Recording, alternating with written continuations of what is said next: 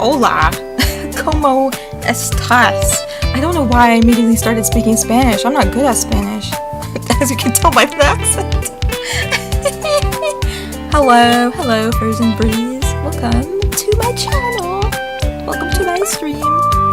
I'm moemoeJun.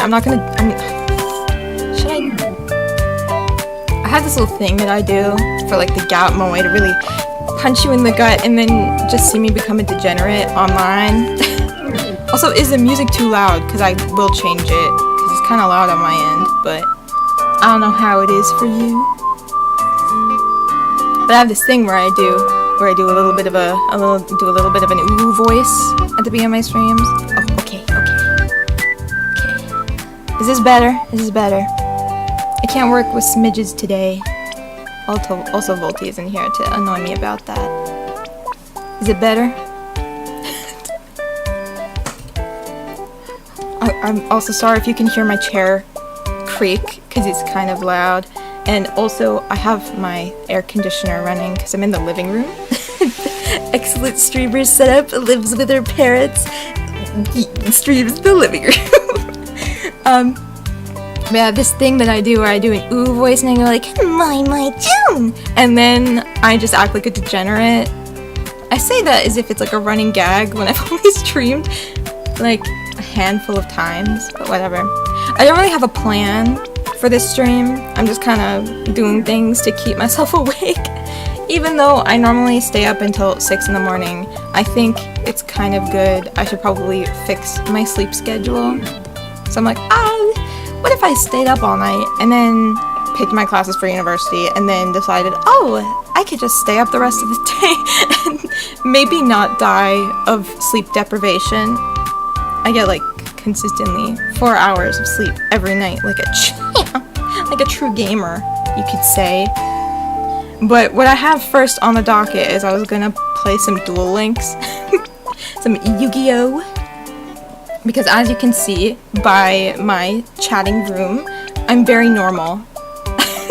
I'm very normal about Yu-Gi-Oh! But I'm bad at Yu-Gi-Oh! But I'm normal about it, I promise. And if I could wink, I would wink.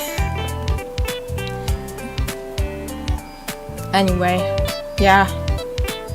I'm just gonna hop into Duel Links. I have to level up Yami Merrick, okay? So like the big deal. Hold on. Allow me to switch my scene. What I'm doing is I have to level up Merrick to at least level 40 because he just spoke to me. Because he has Helpimer, and I just think that card is neat. Of course Chip is holding his addiction, you know? We share that trait of unhealthy coping with chocolate. But yeah, I need Helpimer. So I'm just gonna grind until at least Lord Poison. I just don't like Yami Merrick as much as I like normal Merrick or Bandit Keith or anything else. So really, that's the goal. The goal is to get him at least there. But I don't know if I have the strength. Also, I hate dueling PvP. I might do that anyway, but my deck builds are not good. Also, if you see me do anything weird like this and like lose tracking for a bit, my chat's on my phone. I pull chocolate out of weird I don't pull chocolate out of weird places. I pull it off of my desk. I am normal. I say as I continue to prove that I'm not normal and I'm quirky and I'm different. I'm so cool. Please laugh. But yeah, I'm just gonna grind out Duel Links. See how far I can go without dying. And then, I don't know, maybe play some My Sims. I've been playing My Sims for a lot of my time recently. You know, it's simple regression. You know, you go through stressful things and you just, you know, you have to cope somehow. And sometimes you cope with My Sims. And I'm just gonna grab a random card from here. Because really, I don't know a lot about Yu-Gi-Oh! I know that cards that I like are pretty. And I also know that I have limited UR jewels, I believe they're called, in this game. And I don't want to get anything that's like banned, because what's the point? Like, why would I spend the money on that?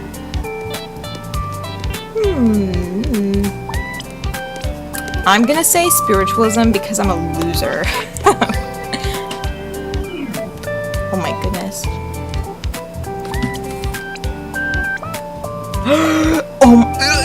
Somebody knows about my Sims agents! Oh my god. Oh my god. Nobody that I know knows my Sims. Oh my god.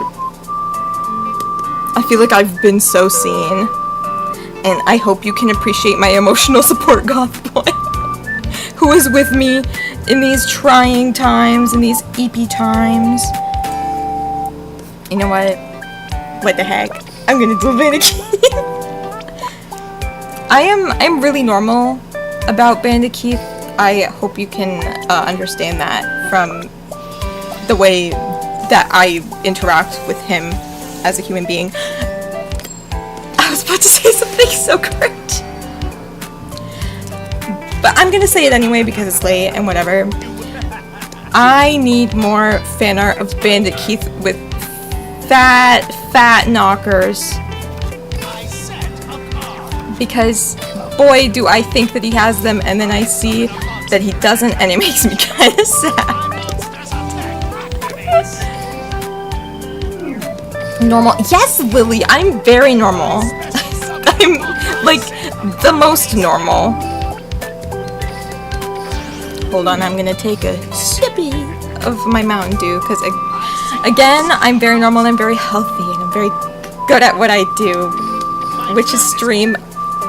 This is the first time I've streamed in months. Also, before the stream, I was debating saying this on stream, and I was so worried because I'm like, what if I do mention it on stream? But I'm gonna mention it on stream because really, who cares? Before the stream, I was listening to AI covers of Peter Griffin. And then I thought, wouldn't it be really funny if I made my own, like, not AI cover, but like I do impressions. So I thought, what if I did like an impression of Lois Griffin and I sang like Metal Gear Solid 3 Snake Eater theme, but instead I sang it like Snake Peta? And I was practicing that whole time, but I can't do it because it's too funny. Okay, wait. Frozen Breeze, you've said something that I have to tone down. Because the people that I interact with on a regular basis are my parents and Juliet McGee, who just so happens to be my sister. So I feel like I can't say the things that I say or the things that I think without being judged. But I've been thinking I need fan art of Bandit Keith with a gun in his mouth. Like, I don't know, I feel like that would be like a vibe. I don't know, I'm just airing out all of my dirty laundry all at once at the beginning of the stream. But I mean, the energy is there. The energy is here. May as well. Oh my god, I'm sorry. I need to be put in a insane asylum, in a home. For that reaction, I am so sorry. I am also so sorry for saying that I need more fan art of Bandit Keith with a gun in his mouth, because it would be hot, but it would be. Because I'm not a liar. It would be Pog. Oh my gosh. Wow, Bandit Keith, you look so poggers with that gun in your mouth, like,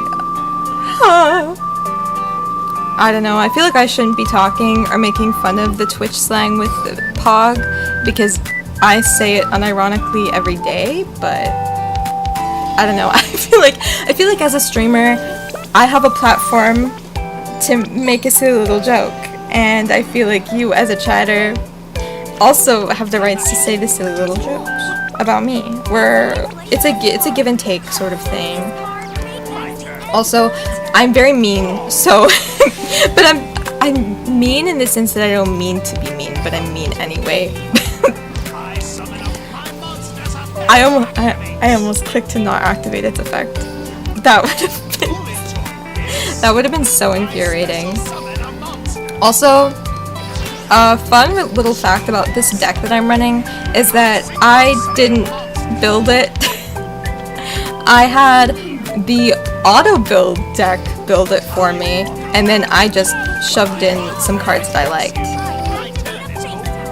And I hoped that they would work, you know. Like, I've got my Red Eye Zombie Necro Dragon, which is really fun. June being mean, unheard of. Oh, Lily. Lily, shut up. I feel like Daphne and Scooby-Doo 2, where those kids are kind of like heckling them, and she's like, "Hey, shut up!" Same vibe, same vibe. So why are we having this sleepover anyway? Are we hiding from the IRS? No, I just have to stay up because I don't trust myself to wake up at 8 in the morning, or before 8 in the morning. So I thought it would be easier to stay up all night. I have to pick my courses for university, so I kind of have to snap those up while I can. And I'm very nervous about it, because my sleeping habits are really bad, and by that I mean I go to bed on average at 6 in the morning most days. So I kind of need to not do that. Not doing that would actually be a lot better. And because of this, I also thought, why not stay up all night and fix my sleep schedule as well? So hopefully I'll be tired earlier in the day, and I'll be tired at a normal time and go to sleep and then wake up at a normal time. And then my entire life will be so much better and so much easier. And my dad won't make fun of me when I go downstairs at 3 p.m. being like, "Oh, you were up late, weren't you?" Like, I don't need that from you. It's not like he's any better. I don't know why I said that with such like a hushed tone. I'm like, he can hear me. I don't think he can. I think he's actually asleep right now.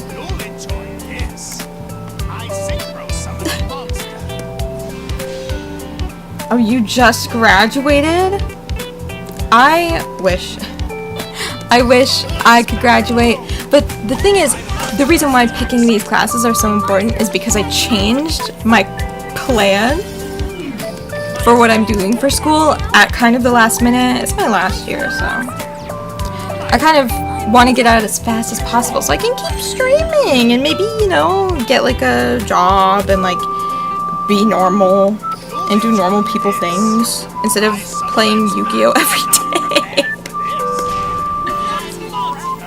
And if you think that I'm exaggerating about the playing Yu-Gi-Oh every day, I'm really not. I can prove it. I have receipts. Have I tried melatonin? No. There's something called, I'm almost 22 years old. I live with my parents, and I still have to ask their permission to do things. And my mother is like, "But you'll become reliant on melatonin. You can't take melatonin now. What? You're so young." June is so normal, it's painful. Yeah. I've logged into Yu-Gi-Oh! Duel Links for 1,400 days total. I don't know if that's normal. Don't be normal, become full-time streamer. Get money for Yu-Gi-Oh! Times. Yeah, I wish I could. I really do. I have something called fear. Lack of follow-through. I'm surprised I actually decided to actually go through with streaming tonight. Because because I was like, oh, I might do it. It might be fun. It might be whatever. And then I kept thinking like, but what if I don't do it and instead keep listening to Peter Griffin AI covers on YouTube? But then I ended up doing it anyway. So you better be grateful that I actually streamed. And also, now none of you guys can make fun of me saying she never streams. She's never a streamer. She calls herself a streamer. She doesn't even stream. I'm stupid. I'm stupid. I'm sorry. I'm not good at Yu-Gi-Oh. It's been so long since I played Duel Links. Honestly, I would play more Tag Force, but I'm embarrassed. I'm embarrassed because, again, I live with my parents. And I have the first Tag Force game for PlayStation 2. And so I'm always like, oh, I really want to play it, but I have to play it within earshot and eyeshot of, like, my mother. And it's not like I can take screenshots of any funny interactions if it's, you know, on the TV and on the PlayStation 2. That's gonna be Mirror Force. Yeah. I love this game.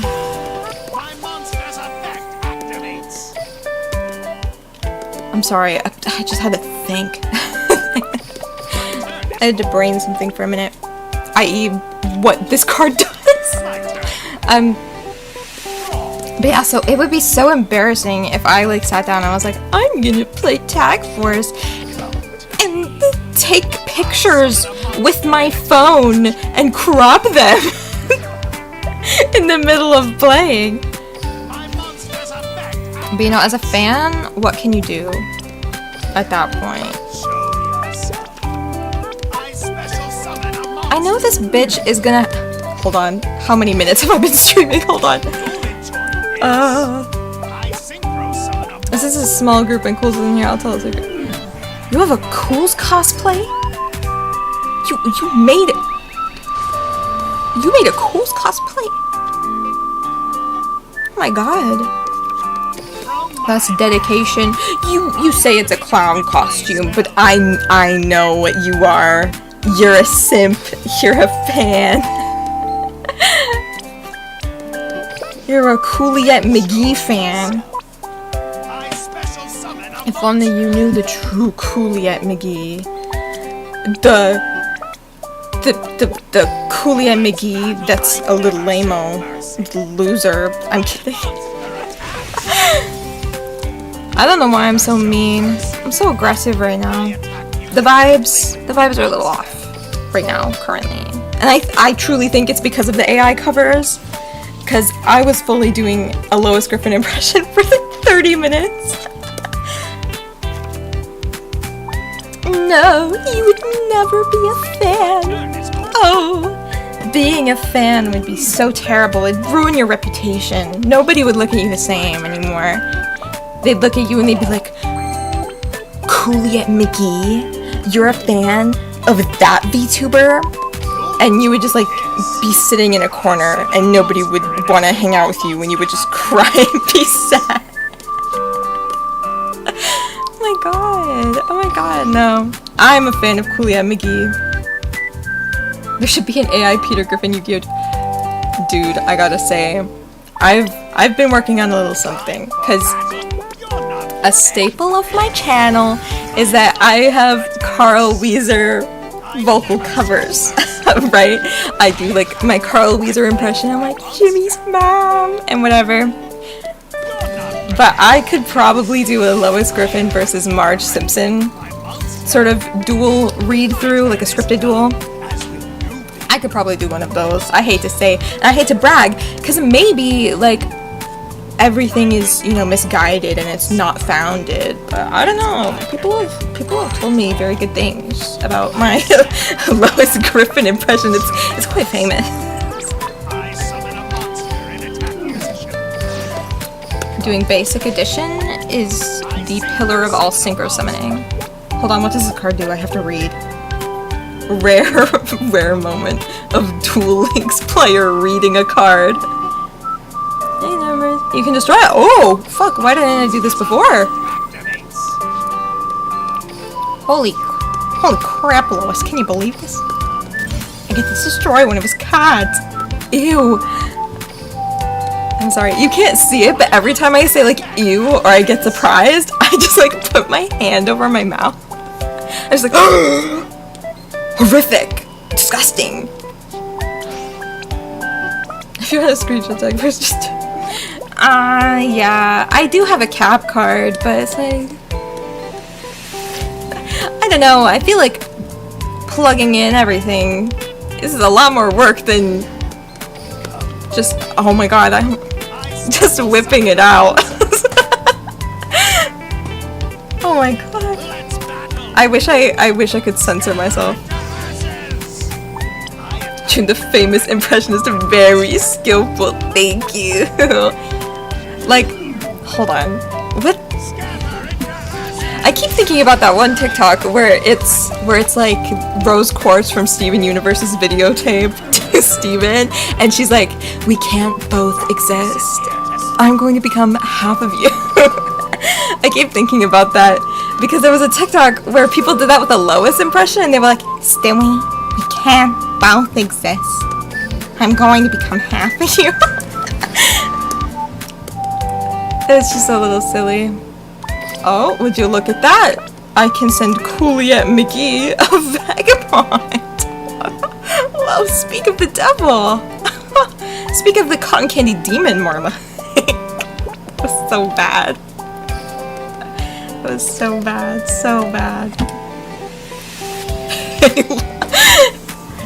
I'm not as good at a Peter impression, but I can try, Also, fun fact, I've never seen a single episode of Family Guy. Just to preface these impressions. If they're good or if they're bad, I've never seen Family Guy before. Hey Lord, those Eldritch players really grind my gears. Reminds me of that. I'm sorry. The only way that I know any sort of like Family Guy cutaway gag or whatever is because Volty always talks about that. Because he's a canon Family Guy fan. Canon. Just a little silly, just a little goofy. But you know, like, what's this about? I totally know the cards that I'm using in this deck. I totally know everything about Yu-Gi-Oh! I'm actually so tensai. Tensai means genius in Japanese. It's very smart. Intelligent. Thank you, Pigtail Meme Lady, for the Peter Griffin impression. No problem, Frozen Breeze. I'm not up to date on the June lore. Can I get a recap? Well, I can tell you as much as I can remember from what's been built up on Cool's channel, because I have actual VTuber lore. If you guys know anything about VTubers, like a big thing is like your lore and your backstory and where you came from and why you started VTubing in the first place. But basically on Cool's channel, I've become the Worm Princess, and not the Worm Queen, the Worm Princess, because Princess is much more delicate and dainty, and I'm a princess, and princesses don't have responsibilities. So yeah, I was a princess of the worms at one point. I still kind of am. Like, Volty gave me one of his worms as a joke, and then I kept it, and I let it join my worm clan, and then he was like, oh, that is so rude. What are you, the Worm Princess? And I'm like, yes, I am, actually. So I was the Worm Princess at one point. I'm Cool's sister. That's real, real lore. What else? Like, oh my gosh. Some lore is that I'm really into Bandit Keith from Yu-Gi-Oh! The really hyper-American looking guy. Gosh. I don't even know what lore I have. Where's the Worm King? There is no Worm King. Or Queen. I'm just the Worm Princess. A soul, what is that, like an oligarch? A matriarch. I'm a matriarch of the worms. Of my little wormy clan. Dog! Oh my gosh! I haven't seen you since my last Yu-Gi-Oh stream! Was good! Mr. America Bandit Keith is unironically so attractive to me. And I like to imagine that he has big fat milkers. Because it just feels right. I'm going straight to demonetization, I feel. Demonetization speedrun! Ooh! Wormy it.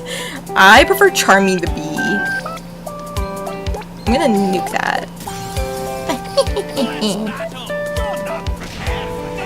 How can someone that American not be attractive? Well, I'm Canadian, so I don't know. I feel like I have standards outside of America, you know, like, ooh, actually, where is a good place? How do you feel about IRL Bandicoots? I think, oh man, actually, I don't want it. That's super political, actually. And I was about to say something like so flippant about it. I was like, oh, I think they should all die, but like, whoa, I feel like that's a bit intense. Also, if you're wondering, I am not drunk. I have not been drinking, although it feels like I have. And it probably sounds like I have, but I have not. Oh, part of America's hat. You keep us warm from the cold. Yeah. We shelter you from... What is it? Oh man. What do we shelter you from? The cold, maybe? I don't know, but Bandicoots is just something else. I don't know. I used to say, I still can't put my finger on like what it is about Bandicoots that I'm just like such a folder for. But like, I used to say that he's so big. Because whenever he's in an episode, he takes up so much space on the screen. So I used to keep saying, like, he's just so big. Like, he's just so big. But, like, that's not entirely what I mean. He just takes up a lot of space, and he takes a lot of space in my brain. Hold on, I have to remember what I'm doing. No, that effect... She knows about Yu-Gi-Oh! She knows how to use her cards effectively. So I was strategizing. As an IRL Bandicoot, but you're not like the Bandicoot. Like there's something about him.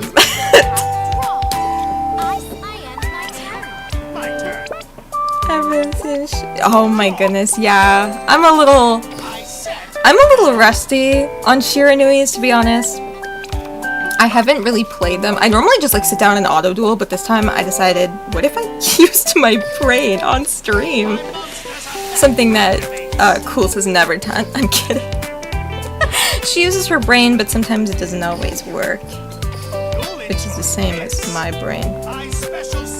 But to be honest, dog, I did not build this deck. I'm not running Solitaire. Solitaire, however Kaiba says it.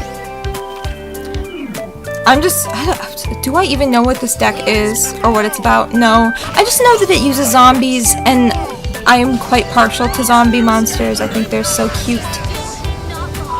So cute and so neat. Hold on, I'm gonna go back and chat because I feel like I missed something.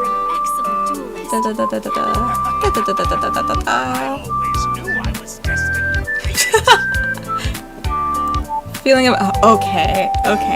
I feel like if I say this, people will be mad. If they're like fans of Yu-Gi-Oh culture and stuff like that, like if they're like really. This one is loud. I'm actually gonna turn it down. But I feel like Abridged fans are gonna be really mad at me if I say this. But I feel like Yu-Gi-Oh fans only have so few jokes. And they always use them. I sometimes use the in America joke to make fun of the people who overuse the joke, because actually at this point I kind of find it a little bit annoying if anybody just essentializes Bandit Keith just down to in America. But in terms of like the rest of the abridged, I think it really got me to watch Yu-Gi-Oh! Because Coles and I have we're little stupid heads in that we vowed since we were children, because all of the guys in our class loved Yu-Gi-Oh! And loved Pokemon. We kind of vowed we're never gonna be like that. We said I was like, I'm never gonna watch Yu-Gi-Oh! I don't think I could ever be a fan of it. Meanwhile, my stupid ass right now playing Yu-Gi-Oh! All the time. But we heard about the abridged series because we used to watch like Phoenix Wright abridged stuff and like Phoenix Wrongs and stuff like that on the internet back in the day. Oh, how old is that? How old are Phoenix Wrongs? I don't even know. And I can't ask Volty because he's old. But I basically I was like, oh, what is this like Yu-Gi-Oh! Abridged? And I had seen some clips somewhere on the internet, like somebody probably showed me or whatever.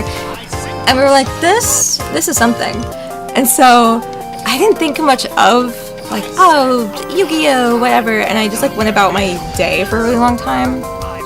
And then I came home one day to see Cool's on her laptop watching Yu-Gi-Oh! Duel Monsters, like the first season of Yu-Gi-Oh! And she was like, I'm not doing what I'm not doing what you think I'm doing. Like, you're watching Yu-Gi-Oh! But I don't know, I kind of agree. I started watching immediately after.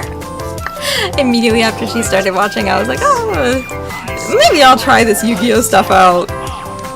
Because Seto Kaiba was quite handsome. Yeah, so Abridged kind of like at least let me recognize what Yu-Gi-Oh! Was, and then obviously I watched it, and I haven't seen the newer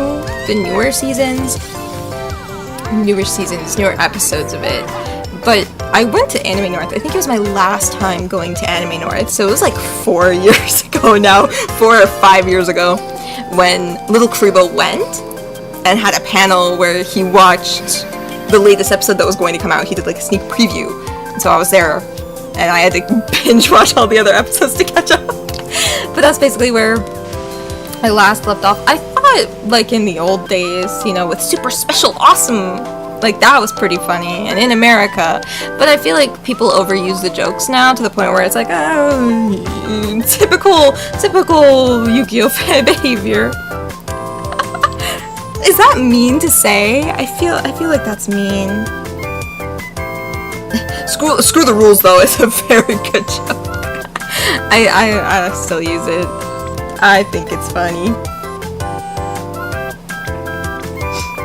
The abridged series kept people interested. It's true. It kept people interested during GX, which I find crazy because how could you not be enthralled by GX as it is? I love GX. GX is my favorite Yu-Gi-Oh! And if I'm being honest, before the stream, I did do my annual monthly rewatch of episode 2 of Yu-Gi-Oh! GX.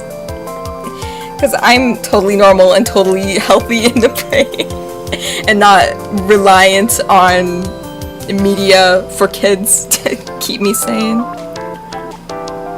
It's not mean if it's right, damn! Okay, at least I can be honest. I feel secure in that, at least. If you'd played Yu-Gi-Oh! Young, you might have had a productive life. Whoa. I hate to say. I feel like, yeah, actually, I hate to say that, but I think I would have been leading a much more productive life if I had fallen into the Yu-Gi-Oh! Trap earlier. Because this is gonna be really embarrassing. Like really, really embarrassing. I started watching like 4Kids dubs in high school.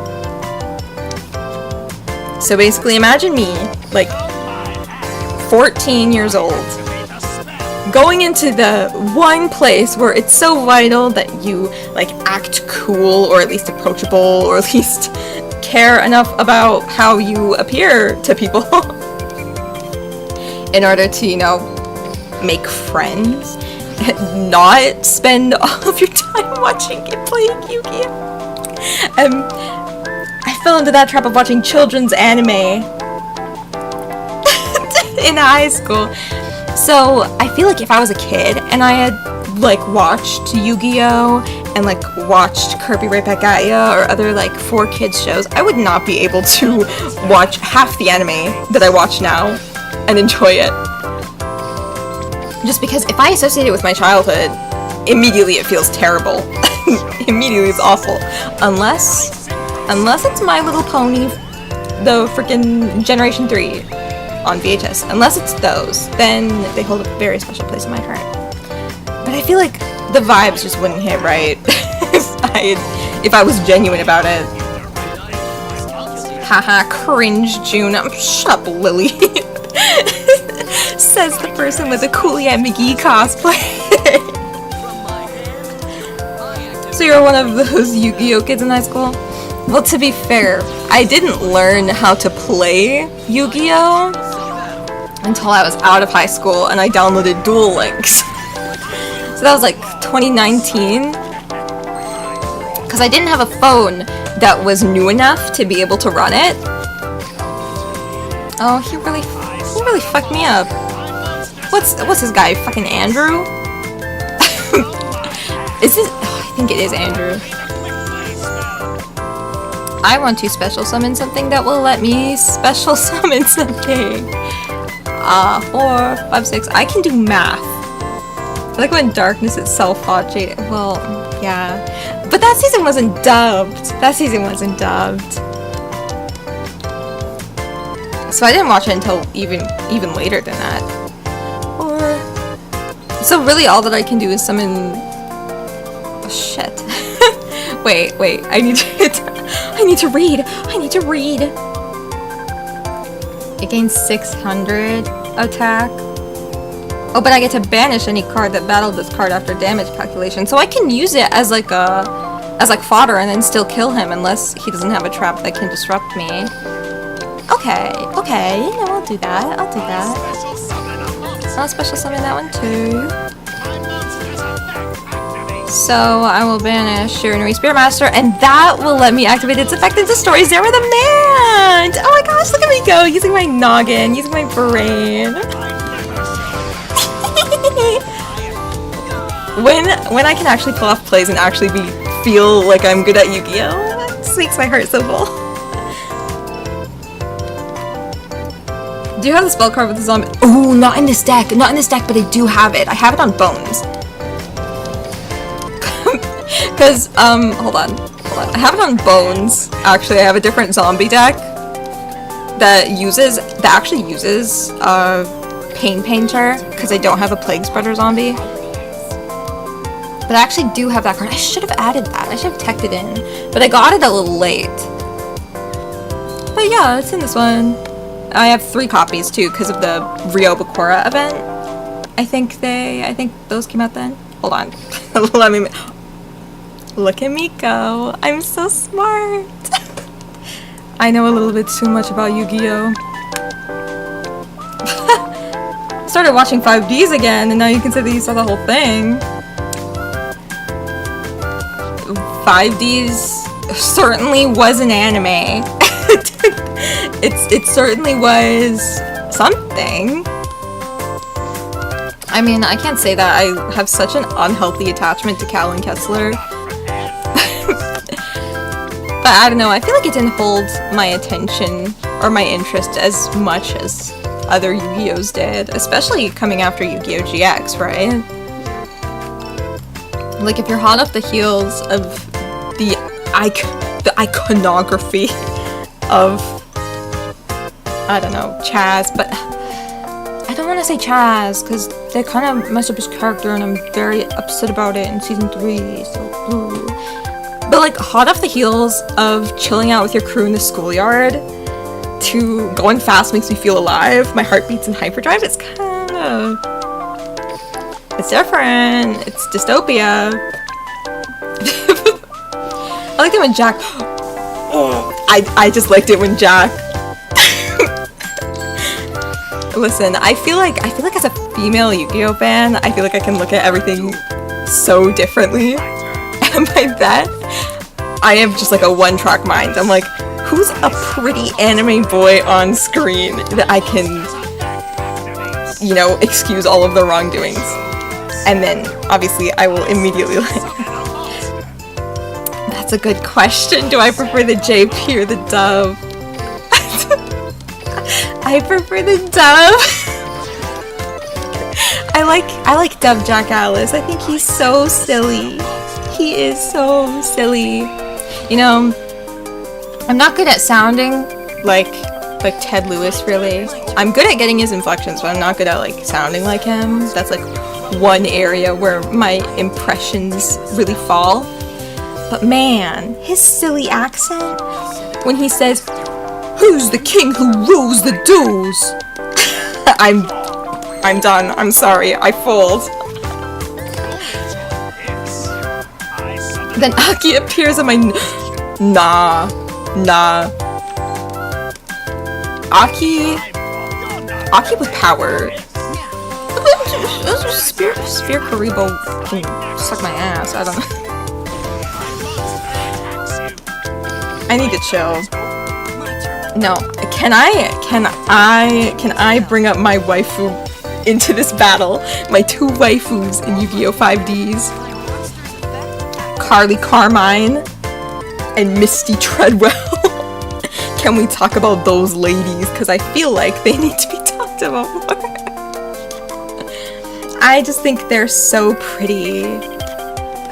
And I don't know. I feel like if I was in Carly's shoes and a beautiful woman came up to me and held me by my face and said, "I see death in your eyes," I would fold. I would follow her anywhere. What do you mean? Carly and Missy really were something. I'm just sitting here, just openly simping while playing Yu-Gi-Oh! Pretty badly.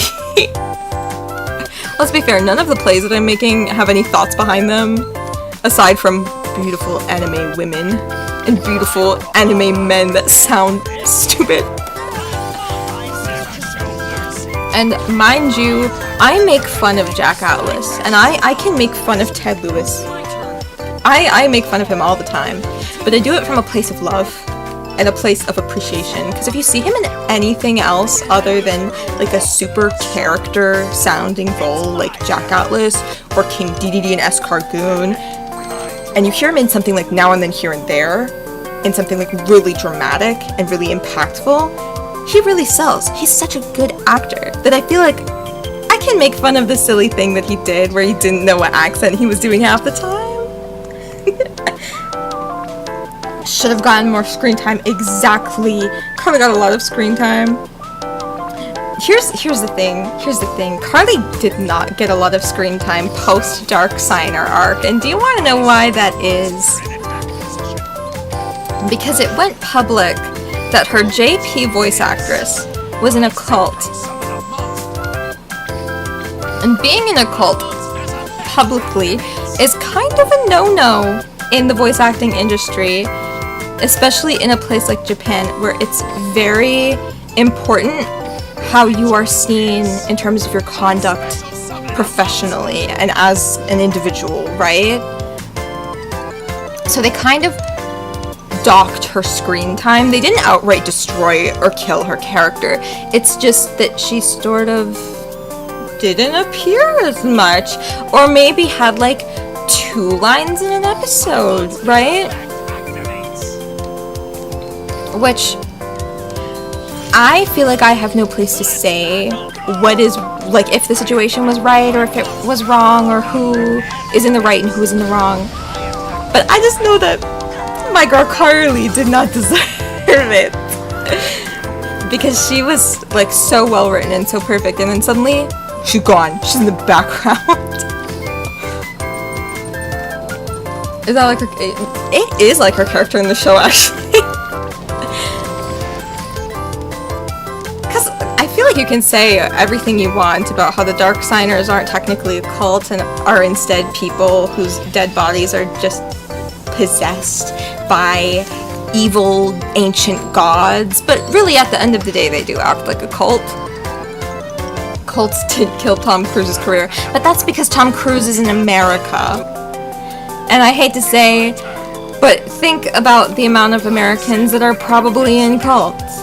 Think about how highly religion is valued in American culture, and then it's not entirely the same. I feel like the culture is so vastly different that it's almost like you can't equate the two. You know what I mean?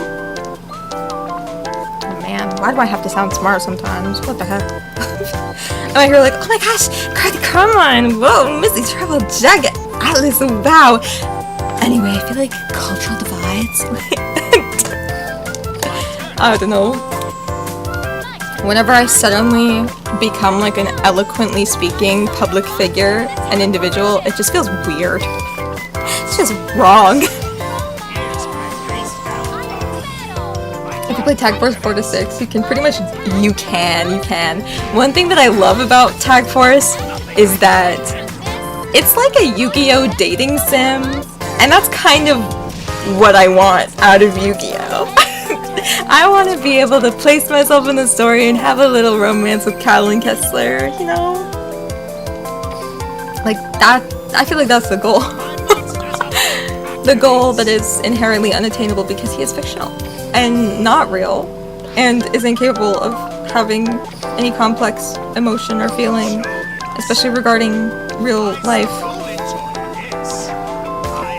I did that again. I'm so stupid. I see big red. I hit it. I don't know why.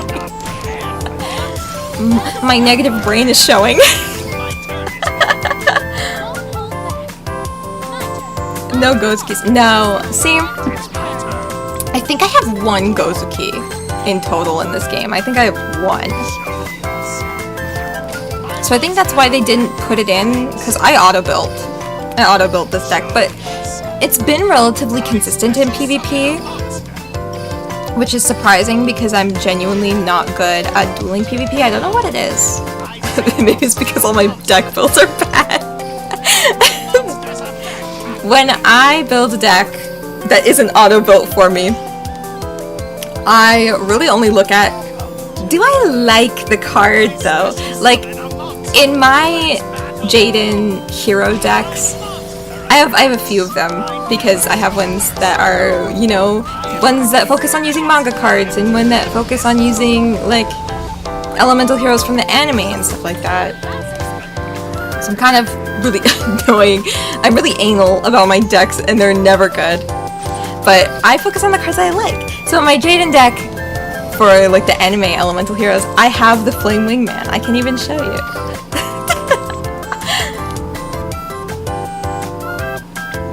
Like, I'm just a little silly gal. Also, hold on. I'm going to pause the music, and I'm going to shut the fuck up, because we need to hear this. We need to hear him speak. Thank you so much, King. I really appreciate that. He sounds so good. I'm so sorry. Scotty Ray did something anytime he was in the booth. He did something. And by that, he literally did nothing. Also, don't read the titles of my deck, please. But this one is obviously based on the manga because, you know, it has the earth, and oh my gosh, it's the earth! And it's really only manga heroes. Like, literally, I'm out here running Elemental Hero Heat and Lady Heat. Like, I'm running Parallel World Fusion. I don't think it's gonna turn out well. But, you know, in my Elemental Hero deck where I have a Hero Flash, Flame Wingman, and if I ever have the opportunity to summon the Flame Wingman using these two baddies here, or even with Prisma, I do use Prisma's effect for this, I could, you know, summon Nova Master, or I could summon Great Tornado. I summon the Flame Wingman every time, even if it is not viable, and literally is not good for the situation. It's just my favorite card. I need to pay homage to the king of my life, my dueling life. Do you like Dark Signer Kiryu or Cowboy? I like both of them. I like both of them. And I feel like I like both of them because I can relate to them in different ways, you know? Like, with Dark Signer Kiryu, I feel like I just want to go crazy. I just want to be able to have a moment where I can freely let out my rage and let out my anger and be a little unhinged and a little weird. And I say this in the most lighthearted way possible, but it is underlying. There's an underlying serious problem that goes along with that. But you know, I just want to be silly. And then obviously for Cowboy Kiryu, he's just so freaking cool. He's just so cool. And the way that he rises from the ashes is just so inspiring. The Vision Heroes. I don't use Omni Heroes, by the way. I know Omni Heroes are probably better to use, so you know, you join the Vision Heroes with the Destiny Heroes and whatever. And I do that sometimes, but I don't know. I'm like a little purist. You don't use that Shining Moon Skull? No, I don't. I don't. I've been thinking though that I might need to add Grand Merge to one of my hero decks. I think the one with the Wingman. I think I need to add Grand Merge too, but I don't remember. I think it is. I think that's the one. But I do need to add Grand Merge. I'm no, Evil Heroes. On my channel, and is it on Cool's or is it on mine? I think it's on my channel. I think it's alive on my channel. I have a playlist of Yu-Gi-Oh videos. This one might go in there as well. We opened some of the latest Duelist packs. What are they? Legendary Duelist packs, like the little tiny boxes that come with like little dice or like a little commemorative card. We opened those, and there were so many Evil Heroes in that pack that I wanted more.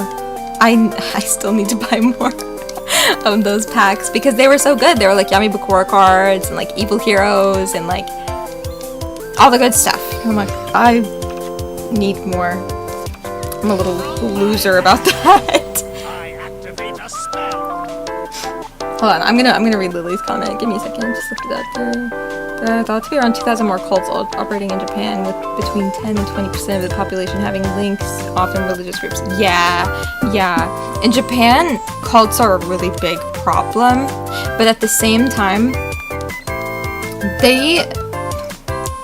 I don't feel like I should be talking for them in a way, but I've heard, I'll preface it by saying that I've heard this be mentioned, that in Japan, a big thing is like public respect, so like respecting the people that you interact with. And how do I even explain that? I just know that in terms of like if you're like a person who's like kind of high profile, that you're like a seiyuu or something, it's pretty important to keep up like the image that you follow the rules and you follow like the commonly, quote unquote, commonly followed rules, i.e. not being in a cult. Even though like cults are a really big problem in Japan, it's like, it's kind of generally good to not be in a cult. How do I explain that? Again, it's like a lot of cultural nuance that I feel like I can't really speak for, but you kind of have to like vibe it out. How do you describe that? Malicious Bane is what got a lot of my friends into playing Yu-Gi-Oh! And I just pulled them from the boxes. Ooh. Malicious Bane. Oh no. I feel like I don't want to spoil, but I'll spoil it because I'm a little loser. For my debut as a VTuber, like a formal debut where I, bring out my PowerPoints and talk about my actual lore, I'm making multiple PowerPoints for that day, by the way, and I'm trying to make it August 1st for a very specific reason. But basically, on that PowerPoint, there's a PowerPoint. There's not like the debut PowerPoint. There's a different PowerPoint for that. And in that PowerPoint, I talk about anime men that I should not simp for, and are generally not the best. And on that list is a fair number of Yu-Gi-Oh cards, one of which being Elemental Hero Malicious Edge and Malicious Fiend. Again, I'm very normal. I'm gonna do this first. Because I wanted to gain the points from being in the graveyard, from the zombies being in the graveyard, right?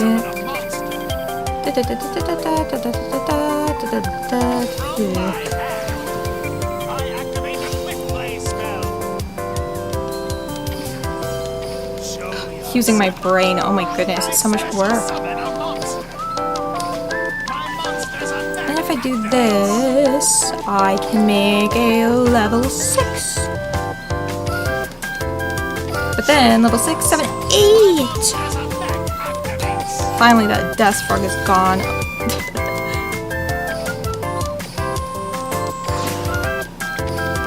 Playing Yu-Gi-Oh! Is so difficult while talking. Because I get really distracted really easily by the things that I'm doing. So I'm just sitting like, oh, what am I doing? What's happening? Why not make Big Town Meme Lady Cult? I don't know. I'm working on finding a name for my fans. For my little followers. PowerPoint game night when? Hopefully August 1st. Because that is an important day. And not for me, because that's not my birthday. But it's an important day. That I will cherish. That I will cherish. I will celebrate to the fullest. I have a video that I'm planning on coming out that exact same day. So it should be fun, and it should, you know, bring traffic to not only my debut, but also that video. Teehee. Teehee. Watch out for August 1st. I need to stop that. I need to stop that right now. Oh, games you play on PowerPoints. Oh, fuck. Like those Jeopardy things? Like, oh man. Like, the only one that I think about is like Jeopardy, but like Family Feud. I'm gonna use some of these. I don't want to do PvP just yet. So what are we looking at in terms of this level? Oh, we're almost at the UR jewel. My aim is to get to level 40 for all of the people who weren't here at the very beginning of the stream. Because I like Helpimer. He's so silly looking. I love him. Literally, do I know its effect? No. Do I care about its effect? Not really. His art just looks cool.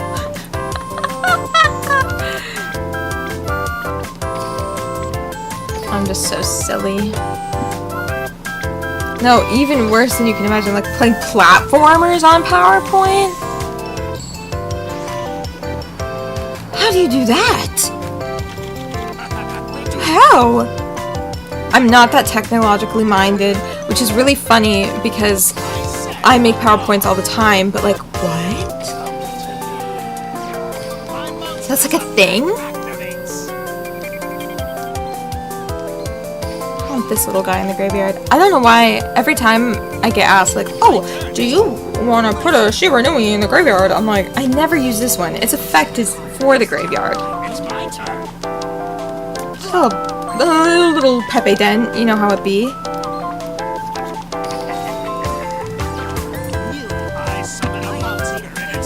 All the time? Are you a professional PowerPointer? I wish. I wish.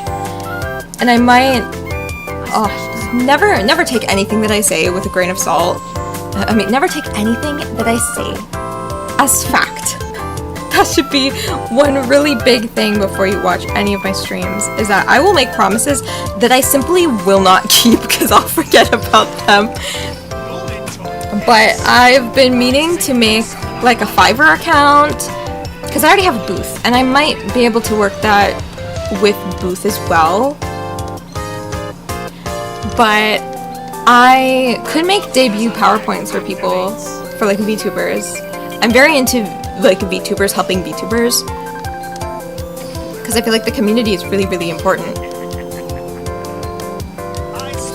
But that's something that I've kind of been wanting to do for a while, because I already make Vroid clothes for people who really don't have the money to get a big live 2D fancy model, and I want to make people look the best that they can for free, or at least for like very little money. This little?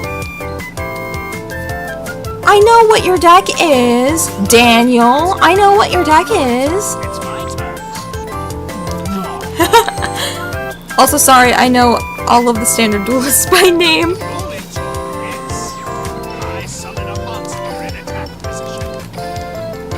What was I saying? Oh, yeah. I make PowerPoints all the time. I wish I could be a professional PowerPointer. I would show off some of my work, but I really just make PowerPoints based on, like, the anime revolutionary girl Utena, or I make them based on anime characters that I simp for, or I make PowerPoints comparing Sonic X to Revolutionary Girl Utena because they're literally the same show, but one is for kids and one is not for kids. But it's a very similar cast of voice actors. Ooh, we love New York. But you know, I just do that all the time.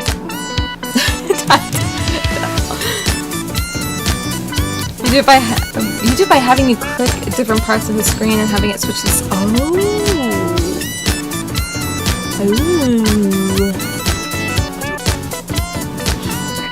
I could work that out actually. I could do that.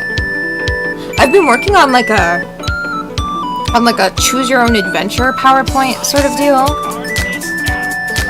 But the thing is that I don't have a story to tell with it, so I just really have, oh, here's filler text. Filler text goes to this option. Filler text 2 goes to this option.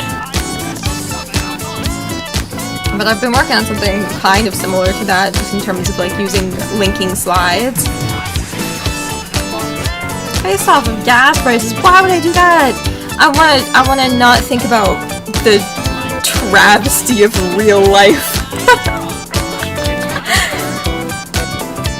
I want to think about having fun and chilling out with the crew in the schoolyard. Quote, obligatory Yu-Gi-Oh! GX reference that I have to make for some reason. Oh, woo! Also, that's my thing. That's my thing. I make references, like, super direct, like, scarily direct references, like, literal quotes. And I don't expect people to understand them because the joke is for me. But most of the time, it is in fact me just straight up quoting the dub of Yu-Gi-Oh! GX and giggling to myself like I have a big secret, like, hee hee hee, Chumlee said this at 20 minutes in. Just kidding, they're not 20 minutes, so it'd be like, he said this in 9 minutes in. Chumlee, he said it, and like nobody's gonna know.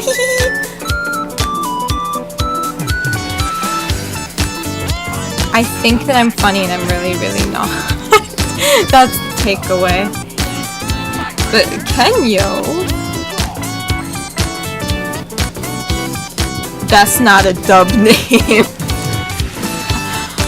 I need to stop. Everybody is gonna hate me. Everybody in the Yu-Gi-Oh! Community will probably hate me because I exclusively use dub names. Unless I'm feeling a little funky that day and I'm like, oh, Manjo-me-sama. You gotta lick your own joke before the viewers like it. Exactly. Like RuPaul says in RuPaul's Drag Race, how is somebody gonna love you if you don't even love yourself? This BGM is so freaking loud. What? Oh my god, I feel like I'm yelling.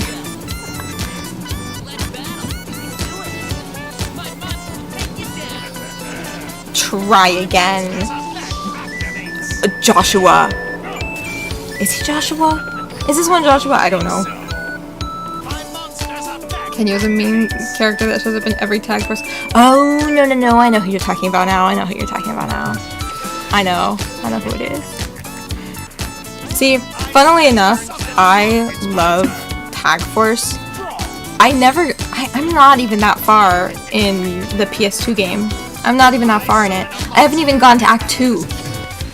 The Tag Force tournament hasn't even started. It's barely even a twinkle in anybody's eye. I spent like the entire first week dueling everybody that I possibly could. I want to do that, and then I'll do that, and then I'll do that. Oh, my mind. Most people use dub names. There's people that use the original names, they're called weebs. Yeah. Well, I guess it's just because I'm in the anime fandom more than I'm in the card game fandom. But, like, if you read fan fiction about Yu-Gi-Oh!, which I do, a lot of people, I'm sorry, most people will use the JP names, and then they'll write the character as if it's the dub.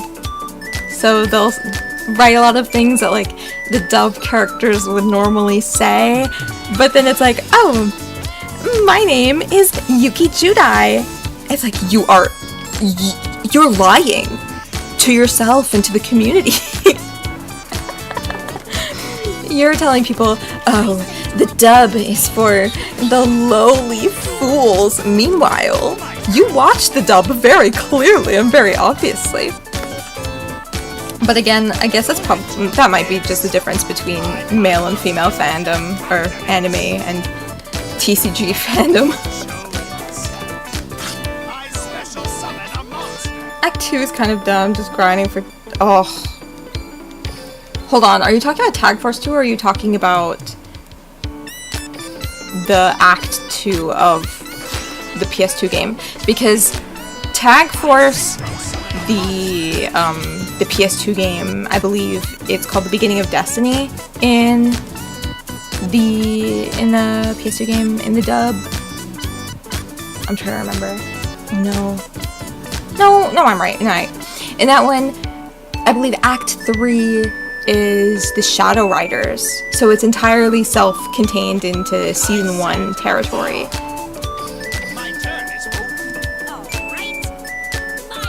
I want to make a fanfic about Jaden and Yu-Gi-Oh! Dairy Queen eating blizzards and talking about this.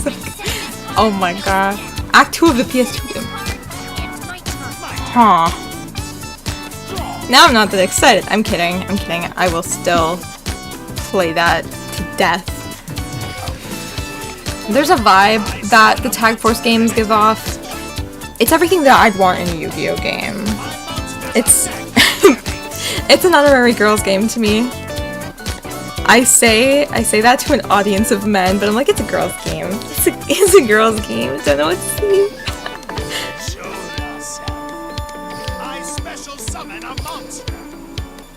Okay, I have to. Oh, tap it, please. I'm using my tablet, and it's very finicky, very picky. I also just straight up miss my tabs. That's another story.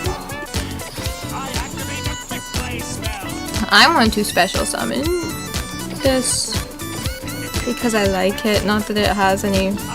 Actually, no, I can use it now. I can use it now. My mind. It's so expansive and I don't even realize it. I don't even know my own strength.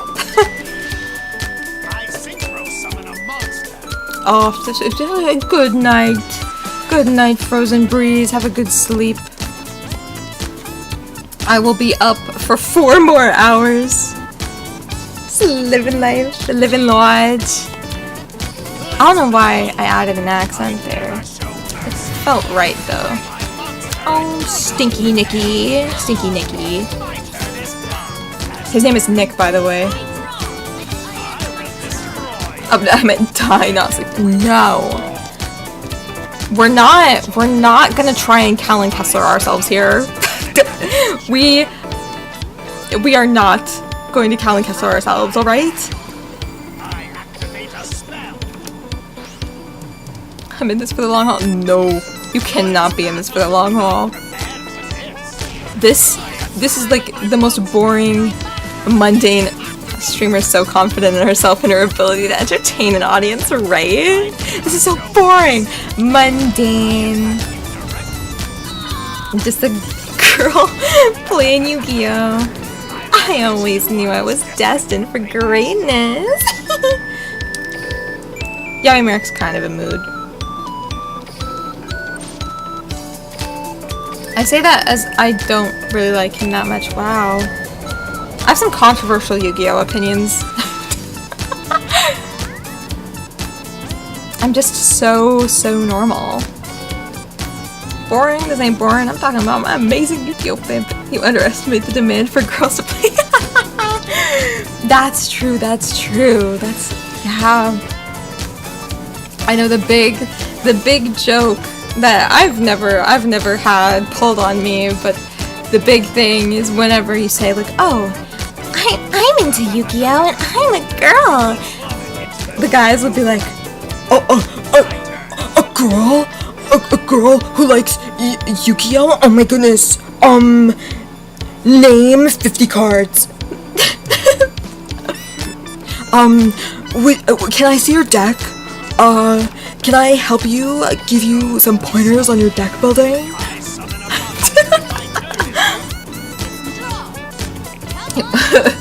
How do you feel about darts? Well, if I'm being honest, I don't really remember darts. I'm trying to remember season 4, but all I remember is Yugi's overkill duel with Weevil and Raphael, and that's really it. Oh my gosh. I know that in the abridged series he did like those he had like the chroma hair. His hair would always change color. Banish that one. Activate its effects. I'll add it to my hand. I'll battle. This is my this is my 9/11. Name 50 cards. Pulls out 50 pot of greed. Okay. Can I mention something about Pot of Greed? That is so silly. Well, it's related to Pot of Greed, but it's related to the dub voiceover and general Yu-Gi-Oh! Fandom. A lot of the time, if you've seen like any YCS or any big deal Yu-Gi-Oh! Tournament, the dub actors will most of the time they'll appear and they'll do something called a scripted duel, where basically they pull up as their character. I'm gonna die. Oh, Kujaku. But they'll pull up and they'll have a little script and it'll be recorded and it'll be like they're the character and they're dueling each other and it's some weird like fanfic style. Like, oh my goodness, this scripted duel is Tristan dueling Ishizu. This is crazy. They're always so funny. Like Siegfried von Schroeder from DM season 5 was there at one point. there was a 3-person duel where it was Pegasus, Aster Phoenix, and Jack Atlas, and they all dueled during a scripted duel. They're all so funny. But I mostly like the scripted duels because of the vibes that the actors bring to the table. Like they feel and look like they're genuinely having a good time. And you can tell that whenever there's a line like their character would activate Pot of Greed, they have like a little pause and they like look at the audience and they're like, I activate Pot of Greed. Like they'll like oversell it because they know it's such a big funny meme in the community that they're just like, oh my gosh, I get to say Pot of Greed and all of these Yu-Gi-Oh! Fans are gonna cheer, they're gonna laugh. It's so funny. It's so funny, and I think it's so cute because in the most recent scripted duel, which was Jaden versus Aster, you've never seen like Jaden's actor really anywhere. I think when Duel Links came out is when people found out who he really was.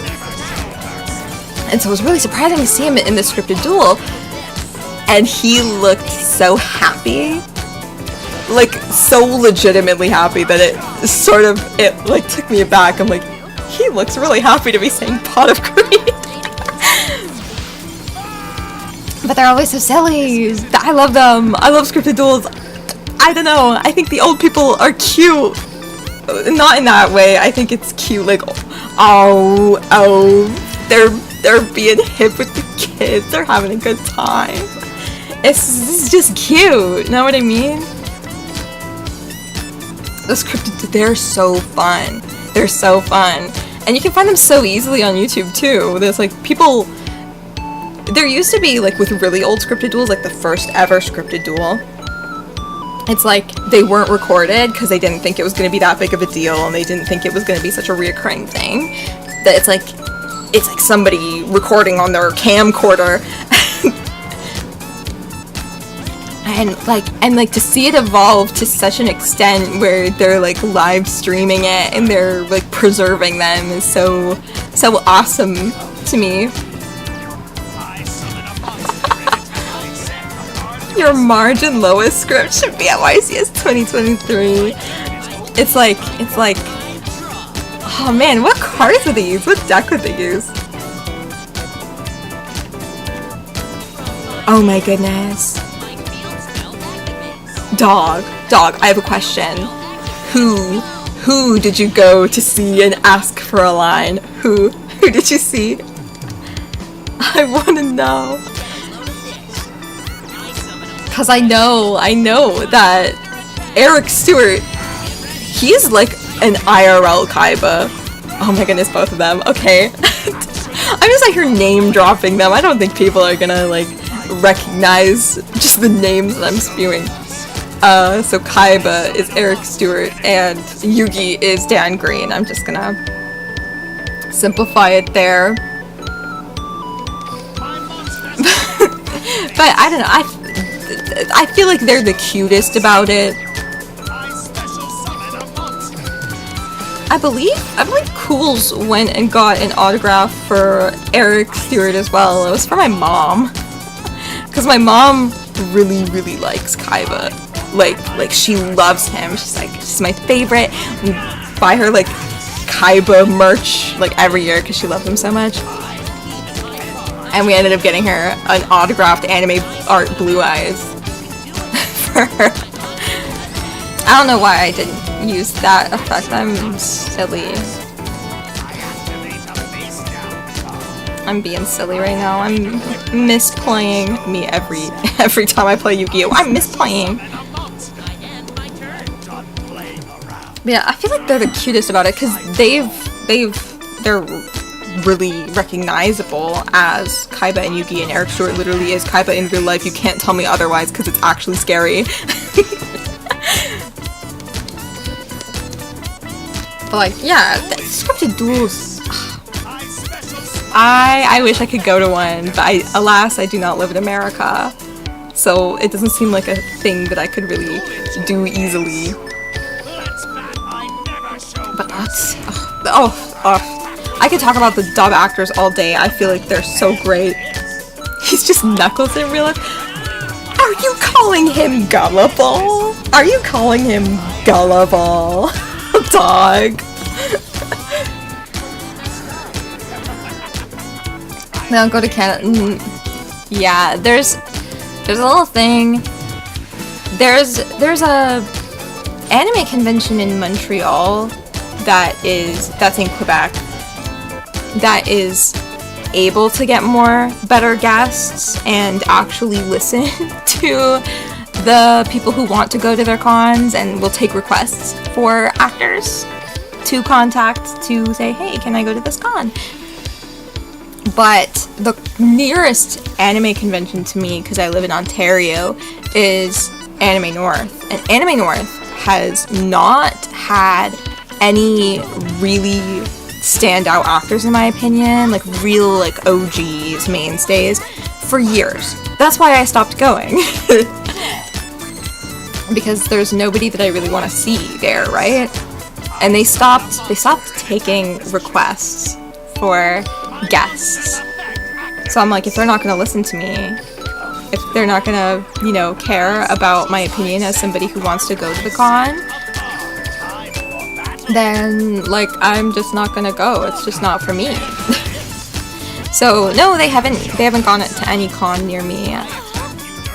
Unless it's, oh, what's that one in Toronto? It's like Anime Expo, I think, is the one that they go to the most. And by they, I do mean, like, Pokemon voice actors from 4Kids and stuff like that. But not in the one that's really accessible to me. Which kind of sucks. It's kind of, I don't know. I'm just gonna throw this because there's nothing really I can do. She's not defending herself. So I can just swoop in. Who do they even have? They get a lot of Funimation actors, which I'm not gonna bash Funimation actors, but I'm just not a fan of a lot of Funimation shows. I'm very much like a 2007 is my limit with quote unquote with modern anime. Like 2007 is my limit, so I won't really go beyond that. So when it comes to like Funimation, I just don't really care about those actors that they get. However,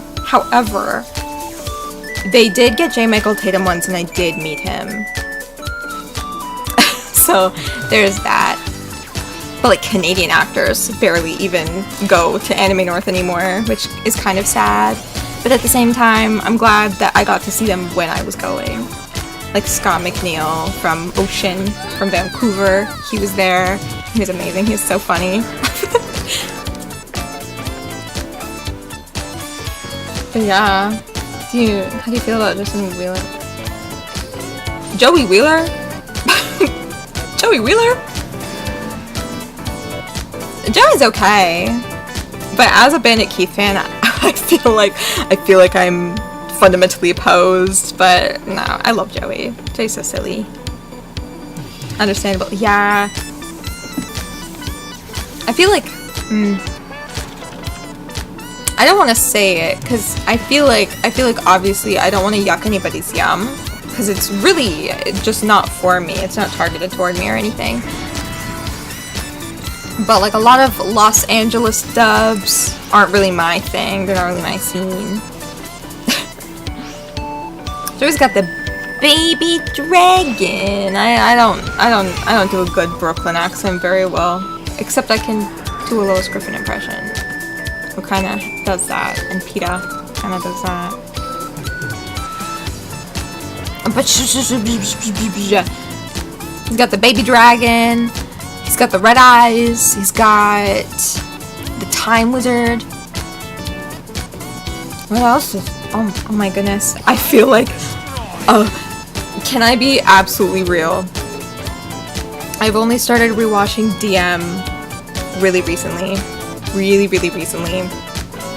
Like maybe 2 weeks ago. So I'm still in Duelist Kingdom mentally. I'm like, what cards are there? I'm a GX enjoyer. Jinzo, that's it, Jinzo. Hey, Little Karibo's LA.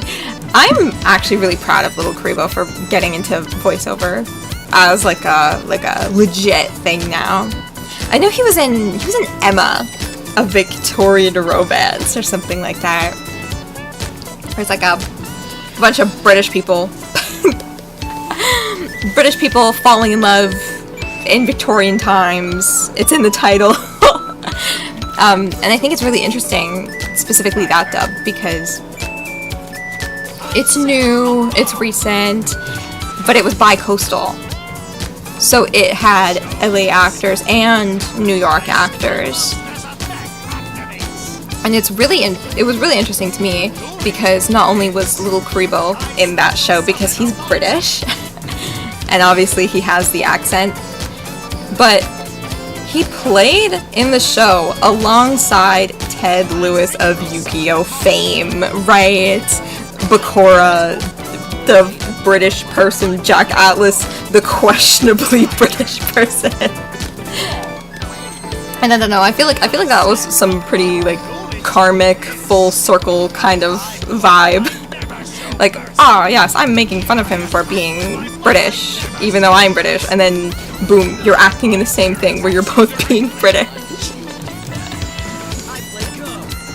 It's kind of crazy, it's kind of crazy. And honestly, it's pretty pog. It's pretty pog.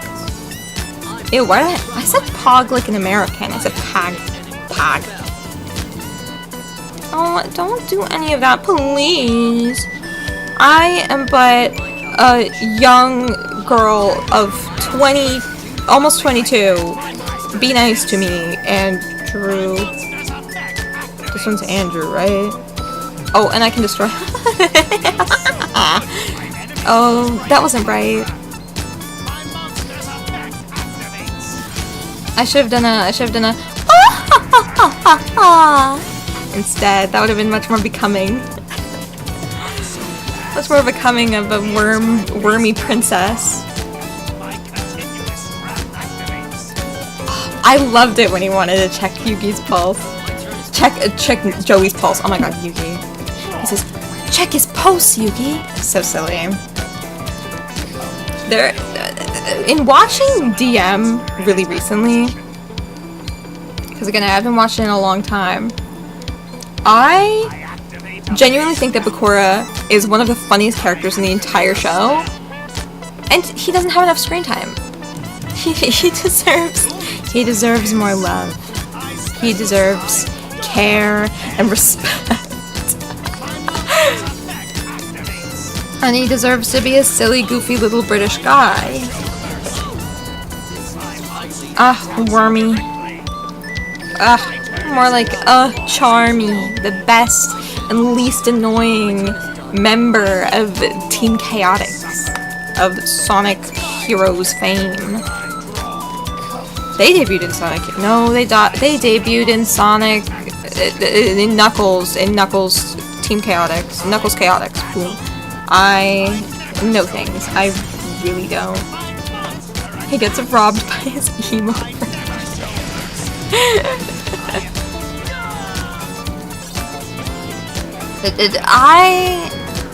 I'm a Charmy the Bee apologist. I'm a Charmy enjoyer.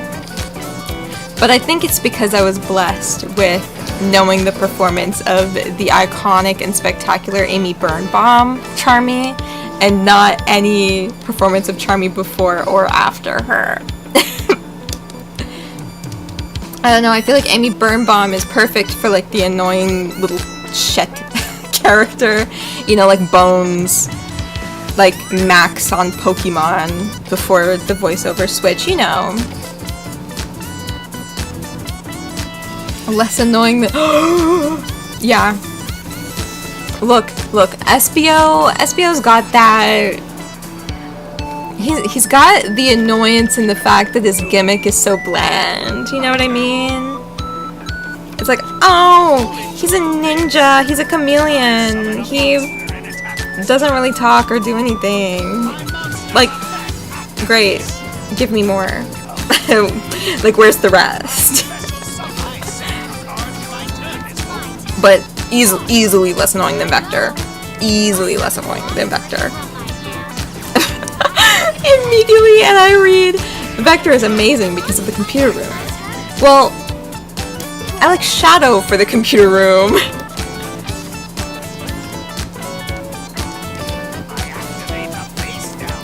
What does he say? What does he say? Like, I'm not gonna do an impression of Vector the Crocodile right now. That's not what I'm doing. My voice is already fried from talking for an hour.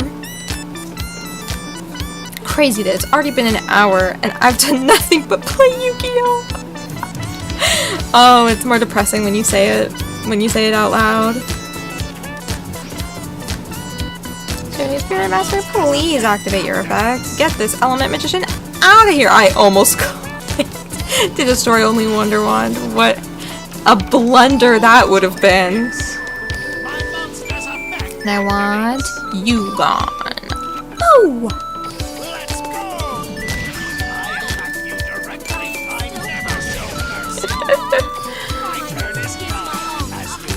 I was almost about to destroy if you didn't mention Knuckles Canucks. I know my stuff. For only becoming a Sonic fan in 2020, I know my stuff. I know my Sonic history. That's so sad to say, genuinely. Because again, I grew up thinking that Sonic fans were so silly. And I'm like, wow, all I know are the weird Sonic fans who make Rule 34 art of the minors. And then now, I'm like, man, I love Sonic. I love the Sonic story. I love the characters. I think they're so slay. And they deserve respect and care. Yabe, yabe. Come on. I'm just saying some of my earliest internet memories that I wish I could forget. Wow, that's a lot of stuff. That's for sure. Whoa, that went fast. The little Crow was running. He was actually driving a motorcycle. Shadow the Hedgehog stream went okay. Let's be honest. Okay, I do own Shadow the Hedgehog. I cannot get past one level. It's just too hard for me. And I'm not good at Sonic games. I cried playing Shadow the Hedgehog. I cried playing Sonic Unleashed. But I cried playing Shadow the Hedgehog. It was rough for me. Because I'm not good at the game about going fast. Because my brain is slow. And yes, I do cry out of frustration if I can't win. Because I think I should win all the time. It was a level with like when the shadow. Oh, is that a spoiler? I mean, it's Shadow the Hedgehog. Nobody's gonna play the game anyway. There's the shadow androids are introduced. And I just couldn't beat them. I don't know why. Like, I kept falling off the stage and I kept dying for stupid reasons and I could just never win, and so I just never played the game again. I was in like the middle. I was like almost partway done. Okay, hold on. I have to know. That would not be the best idea. Actually, it would be a perfect idea. Yeah, it'll be a perfect idea in the long run. In the long run. I know what I'm doing. I promise. I'm a Yu-Gi-Oh player. I might want to switch decks and, I don't know, play Light Swarms or something after this, so might as well switch it up after. They're getting closer and closer to owning a fursuit. No! No! Hey, I purposefully said I'm not gonna put on cat ears or say, yeah. Like, I purposely said, as I'm like, I'm gonna be a VTuber. It's like, I'm not doing that, though. Sonic Minor. No! Ew! Ew! Definite skill issue. You can't ruin the Shadow experience more than the game already does. Well, here's a question that I have to ask. And I feel like I should ask somebody who's actually played Sonic 06, because I have not played it myself. I've not experienced it. And if I do experience, I want to experience the better version that that creator, who I am totally blanking on right now, is making. But I have to ask, is Shadow the Hedgehog worse than Sonic 06? Like, in terms of gameplay, in terms of functioning as a game? Is it better or is it worse? Because I'm actually genuinely curious. Yeah, Chaos X! Yes! That's it! 06 is way worse? Okay. I've only seen the cutscenes for that game. And I mean, I watched somebody play it before, but it was in like a YouTube video that was like an hour long or something, so.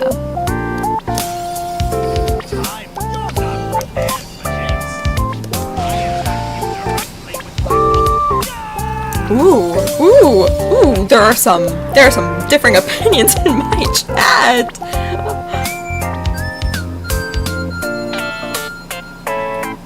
Whoa, I'm lucky to not have played it. I kind of want to play it though, because as somebody who's only seen the cutscenes and some gameplay, I really hate to say this is gonna be controversial as fuck.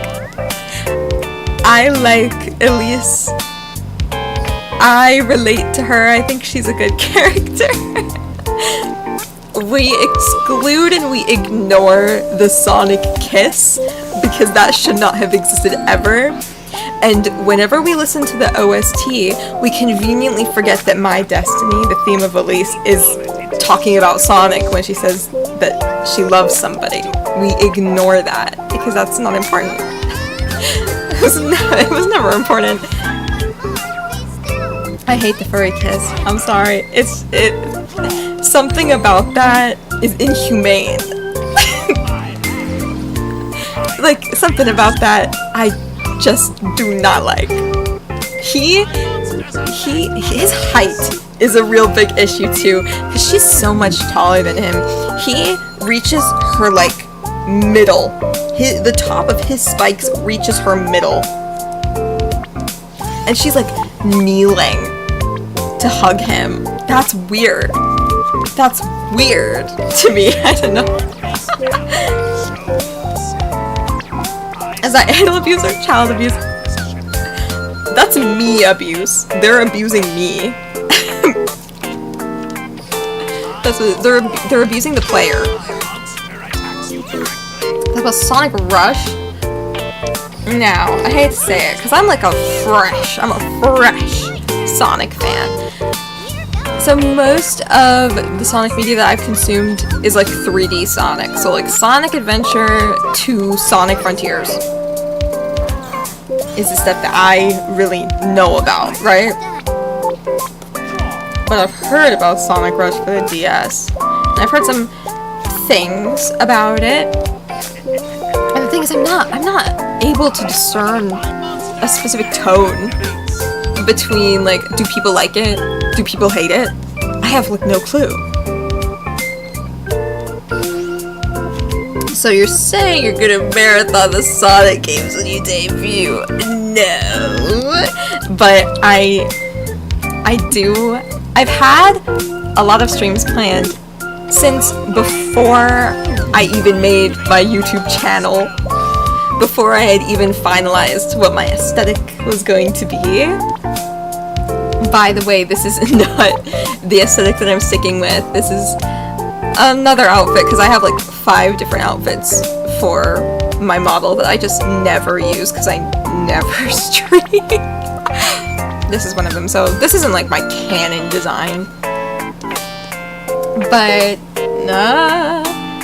at my debut, it's not gonna happen, but I do have plans to play Sonic Unleashed on stream because I really like that game. It's gotta be my favorite. And it's funny because technically it's my first ever Sonic game that I played both ways. Because I played the demo for Sonic Unleashed at my uncle's house because he had just bought a PlayStation 3 and he was like, I'm so hip and cool with technology. I have so many cool things.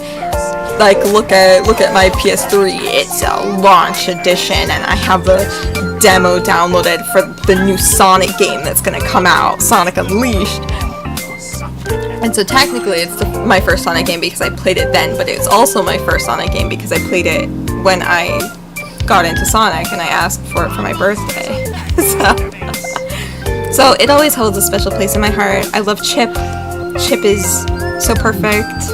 Also, because you guys are Yu-Gi-Oh fans, I feel like either you already know this or this is gonna kill you to know. But if you watch Yu-Gi-Oh GX,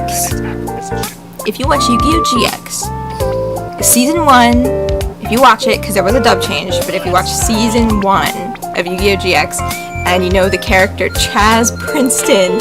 In the dub, it's the same actor as Chip. Cursed knowledge I'm spreading to you. Wii PS3. I played it on PS3. I played the PS3 version. So imagine I've never played a Sonic game before, and I have to play through PS3 Eggman Land. The Hell Gauntlet. Chaz Chip makes a lot of sense. You don't believe me, dog? Look up the name Anthony Hayden Salerno on Google. It's there. It's in the credits of both of them. It's him. It's him. It's the same guy. You have to believe me. I'm a G expert. I'm sad as it is to say, I think I'm a Tony Salerno expert at this point. Yeah. Hayden Christensen, Anakin, Sandman. No, it's just he credits himself as Anthony Hayden Salerno now, but back in like Yu-Gi-Oh days and back in 2009 with like Sonic Unleashed, he was just Anthony Salerno and Tony Salerno. But film bros will be film bros, you know what I mean? And the Hayden is spelled with a Y.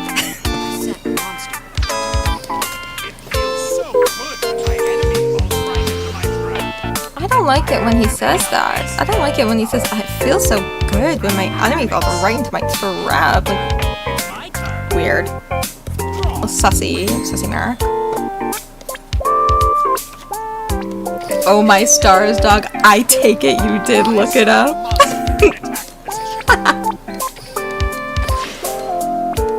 It's funny. I get to know so much trivia, right? I get to spew so much trivia about things that people might not care about but will affect people in their lives at some point. What are your thoughts about thoughts? The thoughts. I wish I didn't have to think them. I wish I didn't have to have them.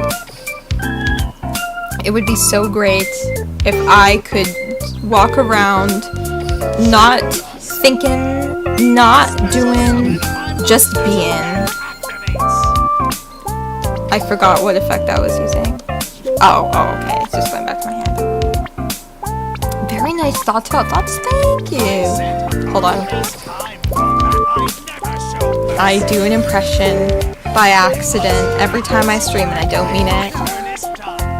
But it's in my clip of my old karaoke.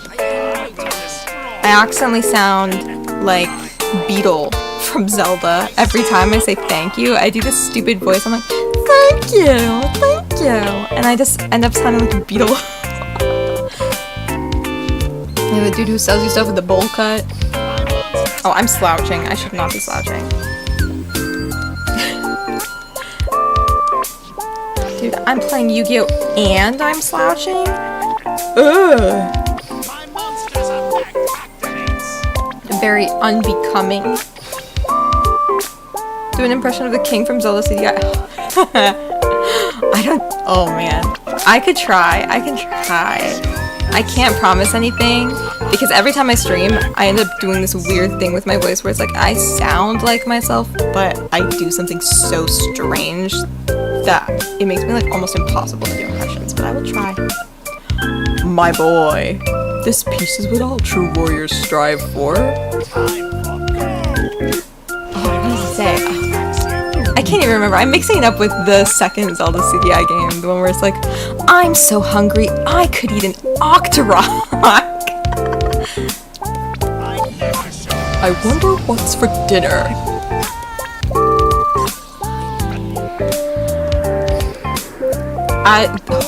That's even more embarrassing than anything that I've said all night.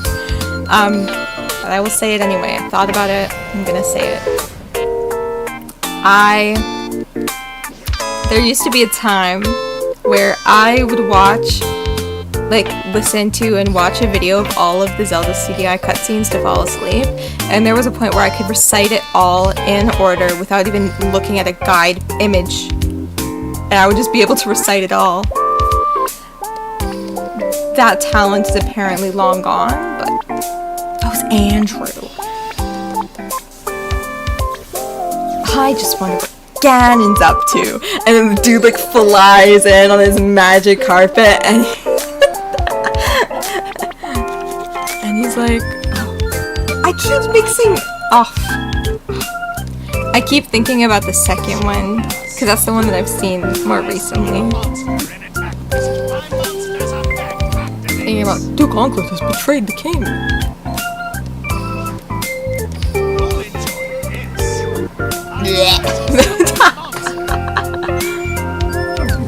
Your Majesty, Ganon and his minions have seized the island of Korra. Like, oh man. That was such a game. And I hate to say, I still don't think that Zelda should be voice active because of that horrific moment. Bestie, you can't recite the whole thing in my chat. Dog is throwing up. Dog is throwing up. Frozen Breeze, please. Oh my goodness, my brain is actively frying. I'm trying to play Yu-Gi-Oh. Stop! I will delete your messages. Be courteous.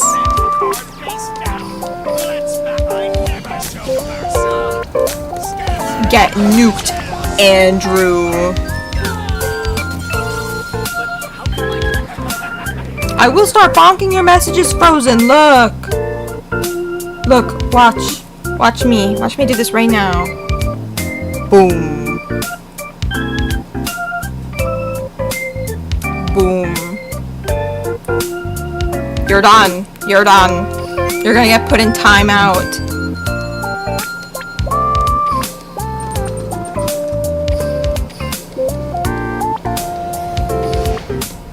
Dude, oh my gosh, this BGM's actually killer. What?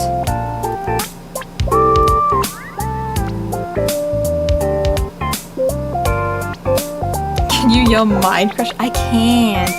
I can't be as good as Yuki at mind crushing people. I can do like a that's game, but I can't do like a mind crush.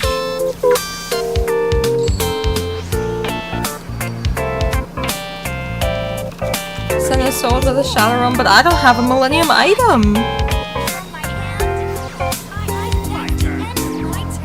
I don't have a Millennium item.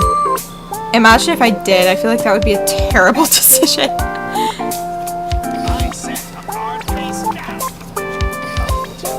Imagine giving this girl, who is so Pepe Dent, a Millennium item. It's like if you give a mouse a cookie. Is that book still talked about in schools? Like, is that still like a book that kids read?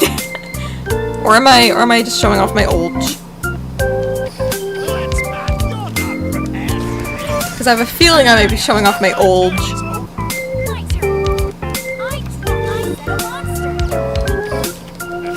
This is a beautiful moment right now for this deck. I love it. What? Oh my gosh. We are slaying. We are serving. We are eating and leaving no crumbs.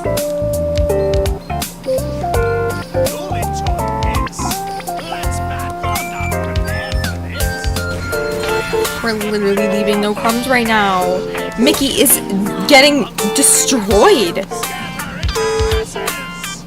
I've seen it at the current section in the bookstores. Okay. So people are still spouting the rhetoric of if you give a mouse a cookie. That's so slay. I think it's really funny because I always reference that, but I think I read it like maybe one time. the children's section. Oh, well, still, at least kids are reading it.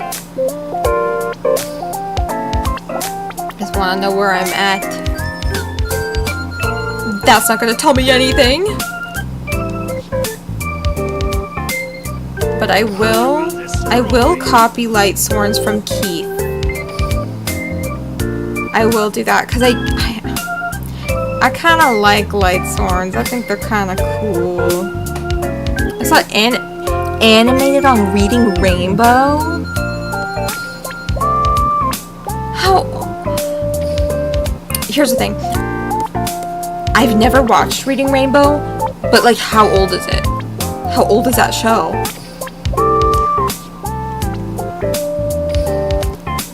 I'm so genuinely scared of looking old right now. I'm like, what? Nah, 90s.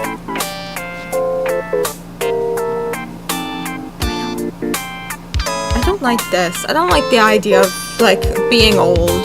I don't. I feel like it's so mean. Like, I am just a tall child. What? So it's almost 30 years old. At least I have 10 years less than that. But still. That's kind of crazy that the 90s is like 30 years old now. But I don't want responsibilities, dog.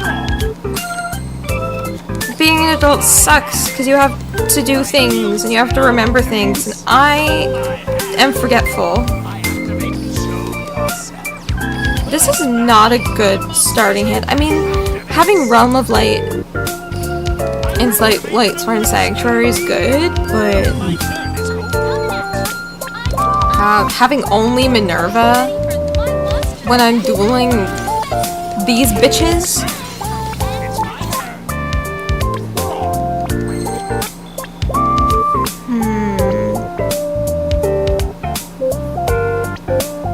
I gotta think on this.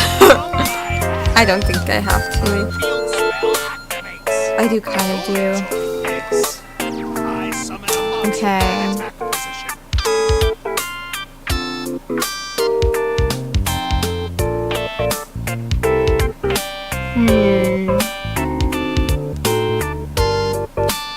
I do want to send my cards to the grave, though. Oh, wolf! Oh my gosh! The furry's saving me this time. Oh, machine assembly line. Meg. Oh, Meg is gonna get destroyed. Whew. You know what I can do? I can do this. Throw her effect. It is a pure Light Sworn effect. Deck. Oh my gosh. Because I'm really anal about the decks that I make. I have to have them be pure. Well, that's not gonna matter anyway. Because I have Judgment Dragon, so I don't know about you, Meg, but you're gonna get absolutely destroyed right now. Boom. Done. Destroyed. She's done, Zoe. She's finished. That's wild? What do you mean? I'm not caught up with the meta or anything, so I don't know decks that people use that often. I just say, I like it, it's pretty, and then I make it. But I've collected some good support over the past few years of playing Yu-Gi-Oh, so got that. I'll start talking British soon. I've only seen people use Light Sworn as a discard engine. Really? Really? I don't know. I feel like Light Sworns are neat on their own. Like, Shiray's got a cool effect, Jane's got a cool effect, Wolf's got a cool effect, but sometimes he is just absolutely inconvenient to me. Such as right now, in the hand, useless. He has old Blue Eye support, and for Skull support,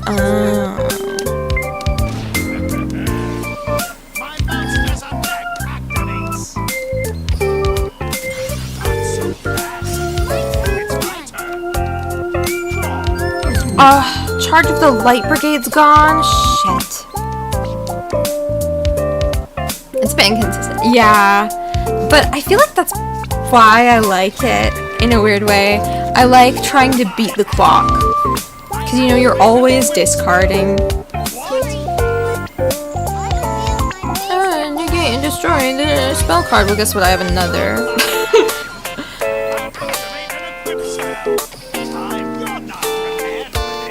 But I don't know, I really love beating the clock with these guys. You know, it's like, you can discard crazy amounts of cards.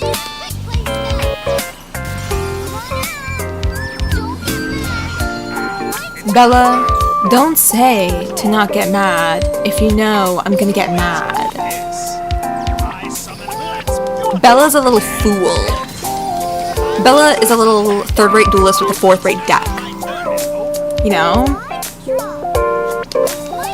But like, especially when you have the Lightsworn Dragon and like Wolf and like Jane and everything, it's crazy because it's like you discard so many cards all at once and then it's like, oh, I am going to die if I do not get this attack to go through.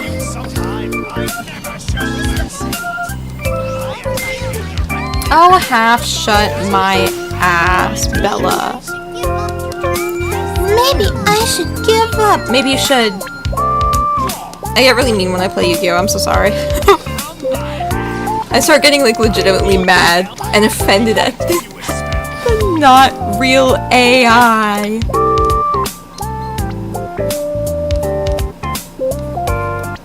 I want Jane back. I'm quite partial to paladins.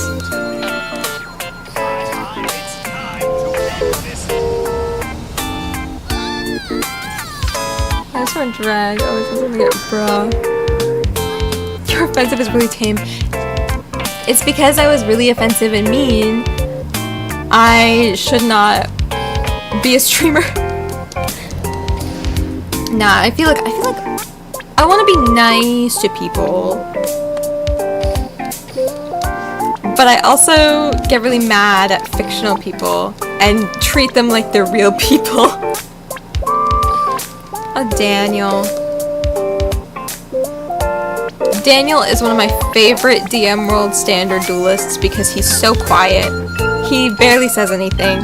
And I feel like David talks too much, and Jay talks too much, and Bella talks too much, and Emma talks too much, and Meg talks too much, and Ashley talks too much.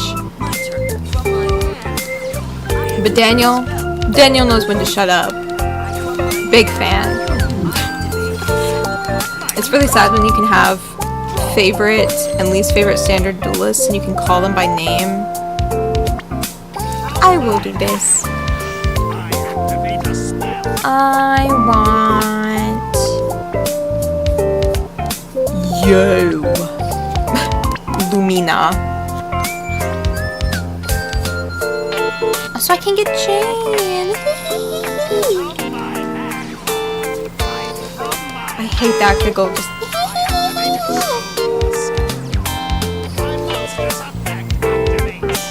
I don't care if I miss the timing. It doesn't matter. What matters is that I get Jane. Because Jane gains attack points. But yeah, there's a very big difference between Shiranuis and Lightsworns, and is that I know what the Lightsworns do, and I built this deck myself. So if you think, wow, she's kind of in the zone, like, she's kind of good at playing the card game, it's like, because I know this way. Also, I know I said that it was a pure Lightsworn, but I do have Xyz. I do really just have Utopia. And I don't use this one, and I don't use Light and Dragon, but I just like Light and Dragon. And I like Avenging Night Parsats, so I do have them in my deck. I don't use them all that much, but I like them, so they get to be here.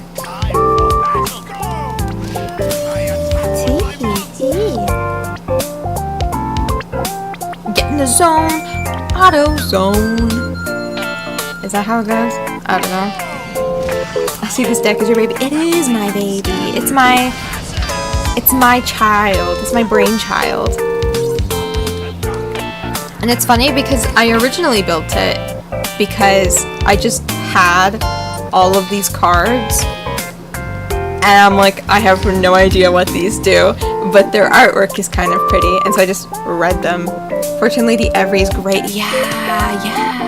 But hold on. I don't have too many spellcasters, so it wouldn't be the easiest to pull, know what I mean? It would be pretty difficult to pull off, because I just have Lila, Minerva, and Lumina. Besides, I have actual Fortune Ladies on Carly, on Dark Signer Carly. And they work pretty well, I would say. But I built that deck really early. Because I think Carly just became unlockable. Dark Signer Carly, I mean, when I started Duel Links. It was Dark Signer Carly, and it was... what is it? Sartorius. So, this deck is pretty old. I think I use Oslopiscu with it still. I use the Earthbound Immortal, and I don't even have Fortune Lady Fire. I don't even have that. But this deck is a lot more of my baby, in that I didn't know what the fuck was happening in Yu-Gi-Oh! When I built it, but somehow it works.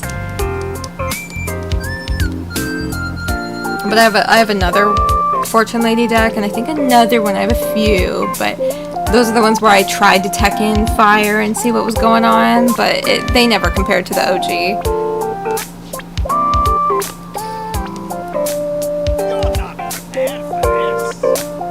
I do too! I love Fortune Ladies. I think they're so pretty. I think they're so cool. I think their effects are really interesting. Taken from us too soon. Meanwhile, Red Dragon Archfiend gets more support, and the Blue Eyes White Dragon will continue to get more support until we probably wither and die. So fun. I love Yu-Gi-Oh! I'm kidding. I love Yu-Gi-Oh! Anyway, despite the imbalance between decks, I guess. Imbalance between decks, imbalance between supports, between archetypes. That's it. That's better. I figured it out in the end. It's 5 in the morning. We have a few more hours to go. But then again, I might also end the stream earlier than when I have to leave. Oh, we get the Blue Eyes Black Dragon. Blue Eyes Black Dragon and Red Eyes Blue Dragon. Blue, oh my god. You can run 3 Luminas and you can revive the tuners and keep synchroing. True, but I only have one. I only have one Fortune Lady Every. Because I am entirely FTP. I'm entirely free to play with this game. And I'm too scared of resetting the box that it's in the Valhalla column, I think?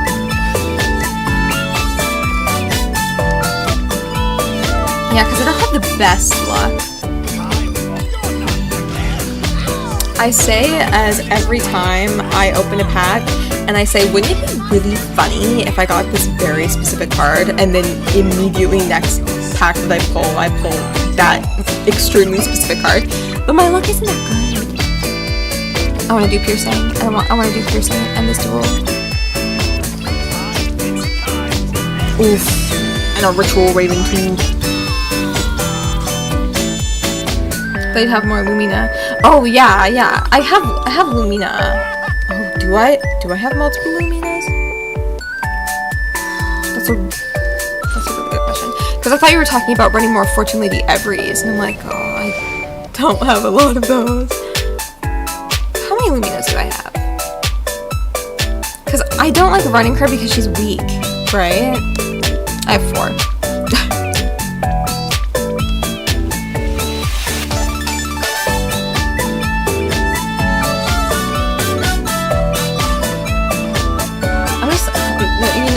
This is gonna be very Jack Atlas of me.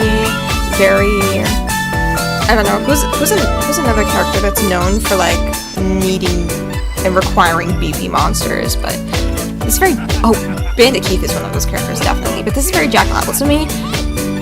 I care a lot about high attack points. They need to have more than 1,200 attack points for me to want to run more of them. I only need 1 out of most people get this. Really? Oh, yeah, that's true. Her effect is kind of OP.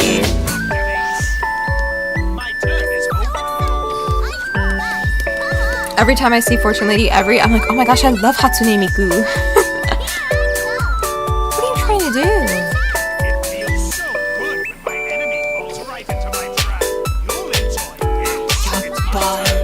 Merrick. She revives stuff in your grave, yeah.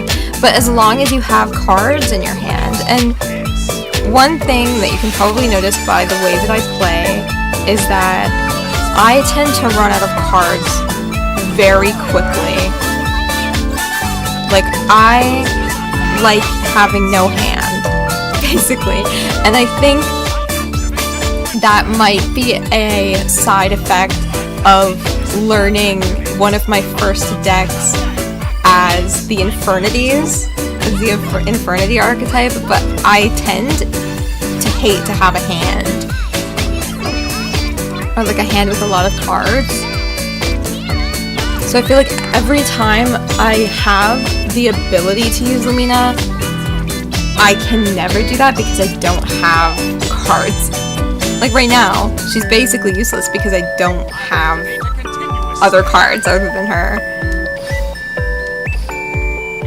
So then I, boom, get my beat stick instead.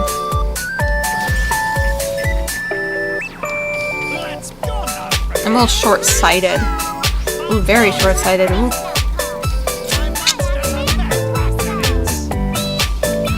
Understandable, yeah. I have no brain. I feel like that's something that you can learn very quickly if you see me play Yu-Gi-Oh. Wolf! Oh my gosh! Hurry, come in clutch!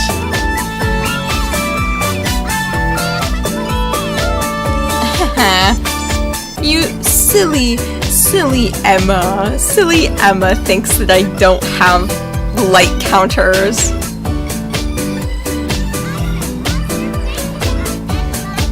Did you have them for it? Yeah. I learned how to play Yu-Gi-Oh! From Duel Links.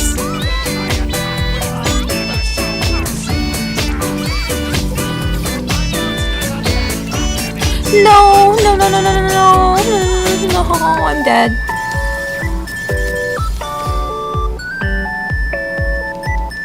The nerfs make me feel so awful. The nerfs make me feel terrible. Dude, my Infernities, I'm gonna show you my deck like a little weirdo.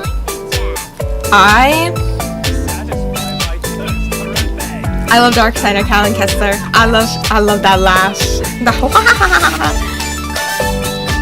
My deck, is this the right deck? No, it's not. I use this one. I ran more cards than this. I ran one more.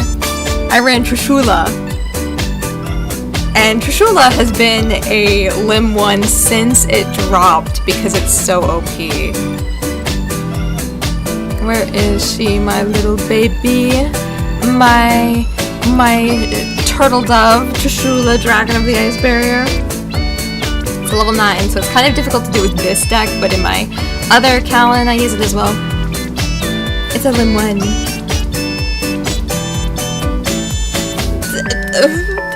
It's awful. It's so bad.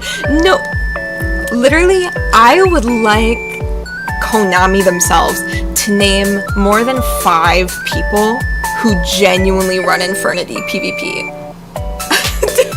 Because why? Why? And the thing is that I only started using Infernity Launcher like embarrassingly late. So the fact that it became such a mainstay in the deck and then immediately got nerfed after that, I'm like, I have some business, Konami, I have some business with you. How dare you, first off. Second off, that's mean. I think it would be good. Yeah, no, they do. Yeah, Infernity is definitely not the play currently, and it wasn't the play when I was in PvP, so something must have changed between when I stopped dueling as Callan to when I started to again, that it got nerfed. But I would like never see Infernities whenever I duel PvP. It's always the same things. It's always random cards thrown together and Shiranui Squire Saga. That's really it. That's my knowledge level of Duel Links meta. But Mackay, I will read some more comments. Remember Jim Crocodile Cook Frozen Breeze? I don't have to remember him if he's right here. Also, his voice actor's in the same and it crushes my entire spirit. But I can always watch wired accent videos on YouTube to remember Jim Crocodile Cook as he was. That's another fun little fact, guys. Another fun little fact about voiceover that I know, that I've accrued over a few years, is that the guy who voiced Jim Crocodile Cook in Season 3 of Yu-Gi-Oh! GX is the guy who does wired accent videos. His name is Eric Singer, I believe. Eric? Is it Eric? His last name is Singer, though, definitely. That I do remember. And that's why they called him in to be Jim, I guess, is that he's good at accents. Kind of felt weird that we have, you know, Bakura and we have Jack Atlas, and sandwiched between them is a legit studied accent guy. But you know.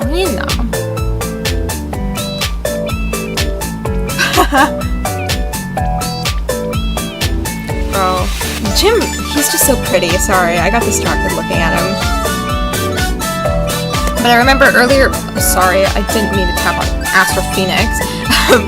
But I remember earlier you mentioned having a, oh my god, Supreme King deck. I have one. And I don't know, I think it's pretty good. Because I spent the 750 gems at the time to buy a single, to buy Super Polymerization, to be able to use this skill called The Power Leads Destiny. Also, yes, he is max level like every other Jaden. And yes, I do have all of his skills, just like every other Jaden. But basically, you need Super Polymerization. And it'll give you Malicious Bane. And it depends on like whatever spell card you have in your hand. So like if you have a normal spell like say Dark Calling, you know, the one with the hand where you can fuse from the graveyard, and you can show your opponent and you'll get 3 Evil Hero Malicious Edges in your graveyard automatically.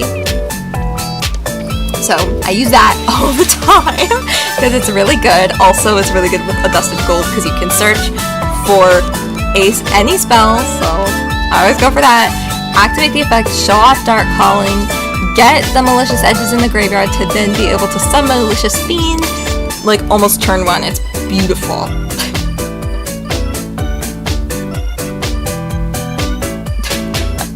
The rock variant? Oh yeah. But yeah, I think my Evil Heroes are good.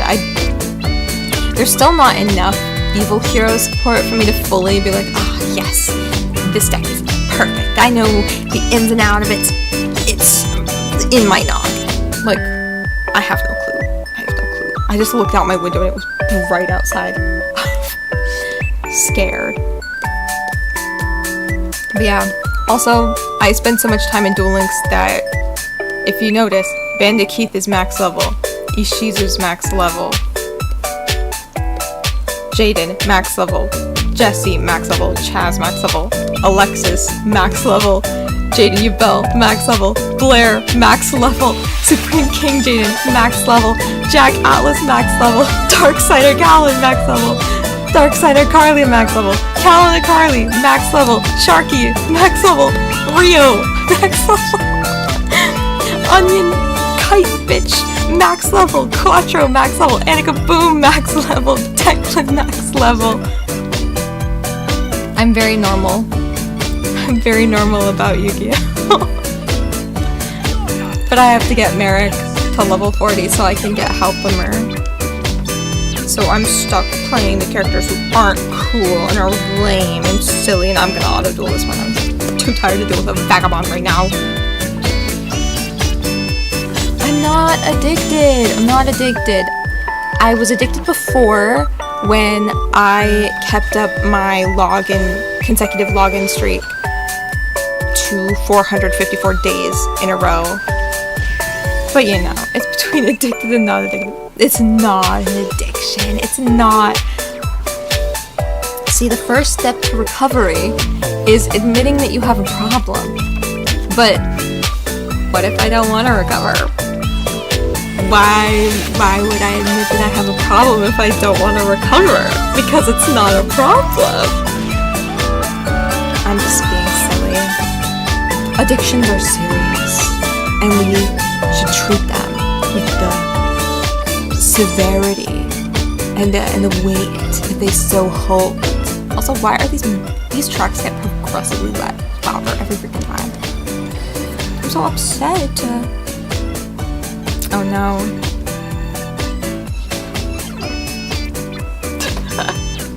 So what did you use your dream ticket on?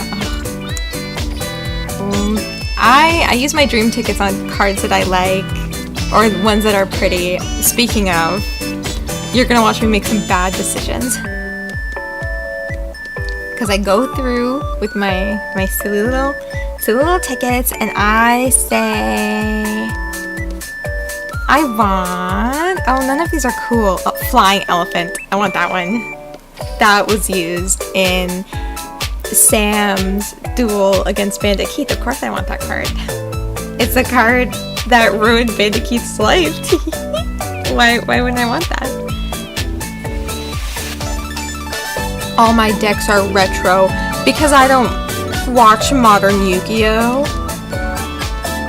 And plus the newer cards are kind of ugly. Like, Gokis are ugly. I'm sorry. I want Mimicat.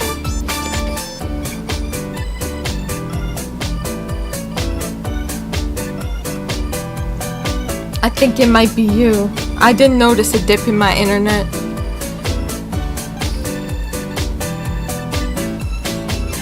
Oh no!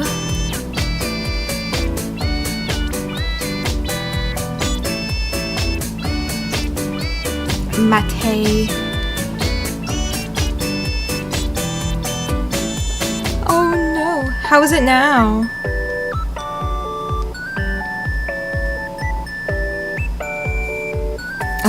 Okay, good. I checked everything and the stream health didn't say that there was anything wrong, so I was very confused and very concerned. I'm like, how do I communicate with my viewers? How do I do that? Oh boy. Anyway. Yu-Gi-Oh! Tim. Back to making more bad decisions. Because I know if people see this, they're gonna be like, she is not normal. She is not smart about her tickets. These tickets are worth X amount of gems. Magnificent Machine Angel.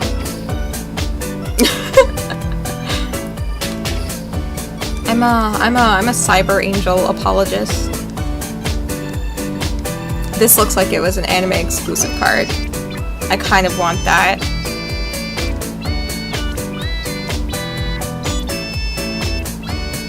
But I have to see more. A bear blocker. That one's cute. They are ranked tickets are mostly useless. Yeah, no, they are. Dark Magic Inheritance. Dark Magic Inheritance. Ooh, but this one. So many choices.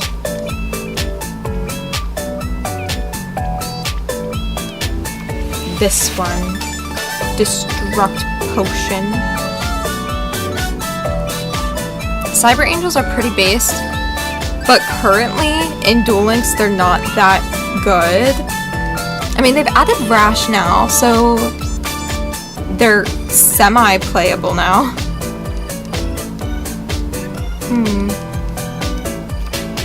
I want another one of Maytiel's.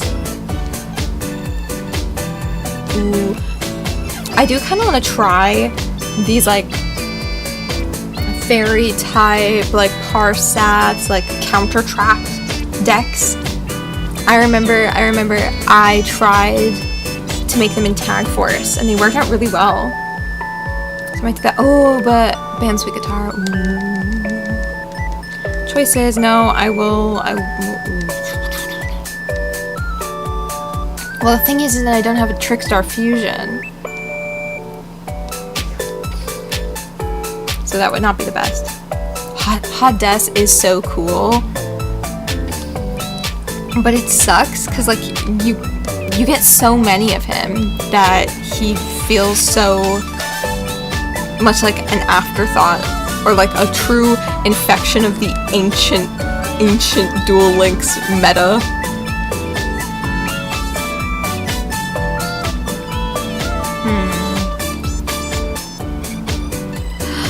Guilford the Lightning? Don't mind if I do, actually. I need to see every other card to know for sure. Oh, Reptilines. I want to try Reptilines too.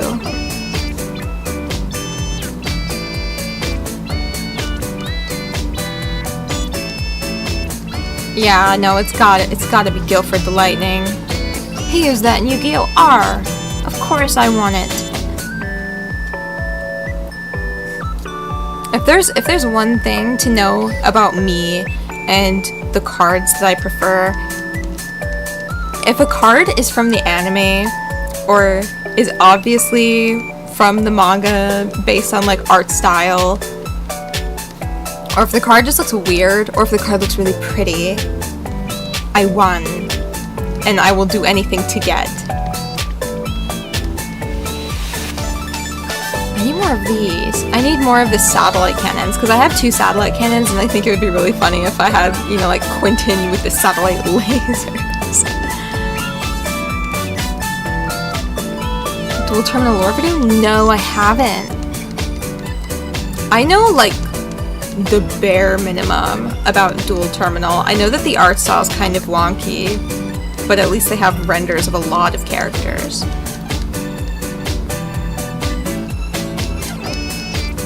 I hate to say it, but as much as I'm a big fan of Yu-Gi-Oh!, I don't consume a lot of, like, fan Yu-Gi-Oh! Media, if that makes sense. Like, videos, I don't normally watch. I don't normally read through Duel Links meta stuff.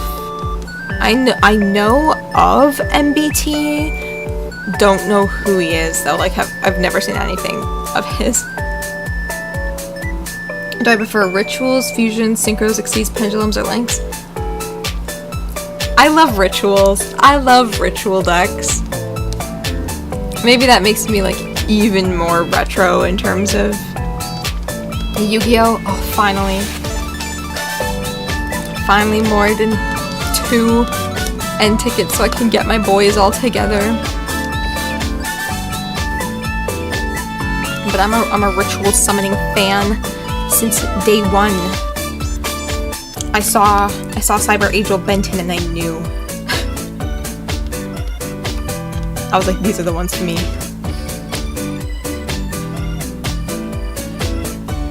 Ritual will become so crazy in the future, and I'm very scared of what it will become.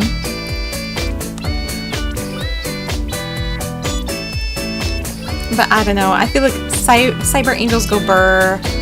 I feel like, you know, like the Masked Beast goes burr. Zork goes burr. But after that, like, definitely Fusion, and I feel like my way, like the order in which I like a summoning method is truly based on, like, when it occurred in the canon. So, like, Rituals, then Fusions, then Synchros, then Exceeds, then Pendulums and Links. Oh no, these are Intepid, and I don't want to deal with those now.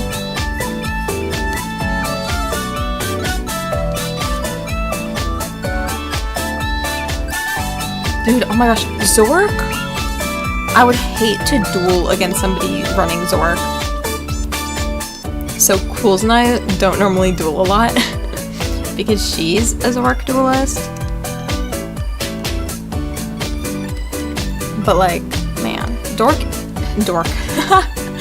Master Dork. Zork is so fun. Because it's a lot of like dice rolls and like chance. So in a way it's like Barrel Dragon. I want Regulus.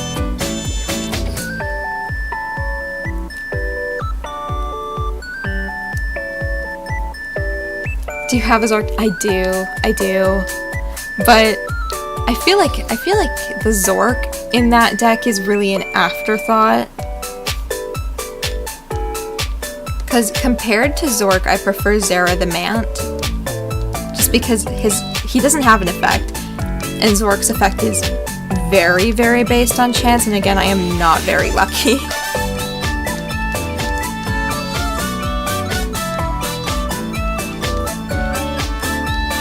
But I could show the Zork deck as well. I just kind of want to get through a bunch of tickets because I will forget about them.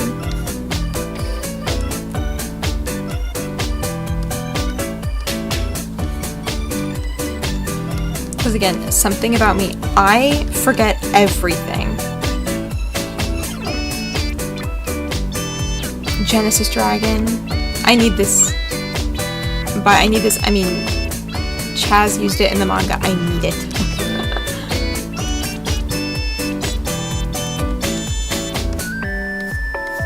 The Dream Ticket. I don't remember. I used Dream Tickets pretty equivalently to normal tickets, so I don't really pay attention. Is that bad? I feel like that's bad. I don't pay attention to what I buy. I'm a terrible spender. But here we go. Oh, the Trigo idea. WIP. Yeah, I was working. Dream Tickets get you cards from the box. Yeah. I've used quite a few of those. I think I used one to get, a Fortune Lady Every at one point. I used one to get Diabound Colonel because I love Diabound Colonel. I think I used a Dream Ticket on Trigoedia too. I love that card. Again, it's the main antagonist of the GX manga, but I think its effect is neat.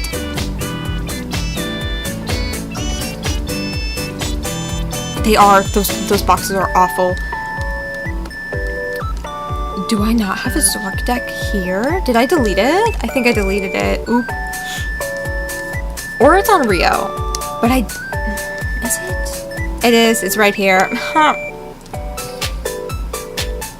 New outfit? Oh my gosh, is that Carrot Clips in my chat? It's not. Well, it is a new outfit. I didn't debut it though. I haven't debuted it.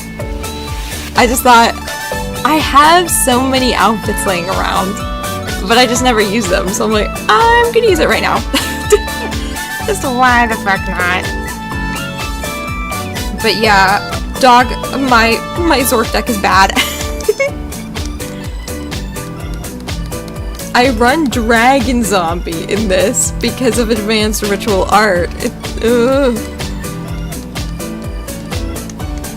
It's not a good deck. There's a reason why it's not set. I don't use it. What gets him out? That's true. What do you mean, the shirt? What do you mean, the shirt, and? Oh, yeah. Oh my god. It's just Death Note. Oh my god, you can tell that I'm slouching. You can tell I've been slouching this whole time. I am professional. I'm professional, and I'm not sleep deprived at all. Also, I think I will have to end the stream before 7 because I have an alarm set for 7 and I don't want it to go up. Because the sound might get me copyrighted. Oop. You know what? I know I said that my main goal was to level up Merrick to like at least 38. But I want to do is Bandit Key. He's so cool, I say. As he's not. Your alarm is copyrighted? It uses a song that is copyrighted that I would not want to get picked up anywhere. Just turn the alarm off. No, but I need to know because the reason why I stayed up so late, and by stayed up so late, I mean stayed up all night and had this fun little Yu-Gi-Oh sleepover, is because I have to pick my classes for university, and I'd like to be prompt so that I can actually get the classes that I need and I can actually graduate. Because I think it would suck to not graduate. I'm so sick. I'm so sick of it. I'm tired. If I have to stay in university any longer than I absolutely have to, I'm gonna end up like Bandit Keith and start doing some dangerous gambling. Dangerous underground gambling, drug abuse. I'm kidding. I'm not gonna abuse drugs. Drugs are icky.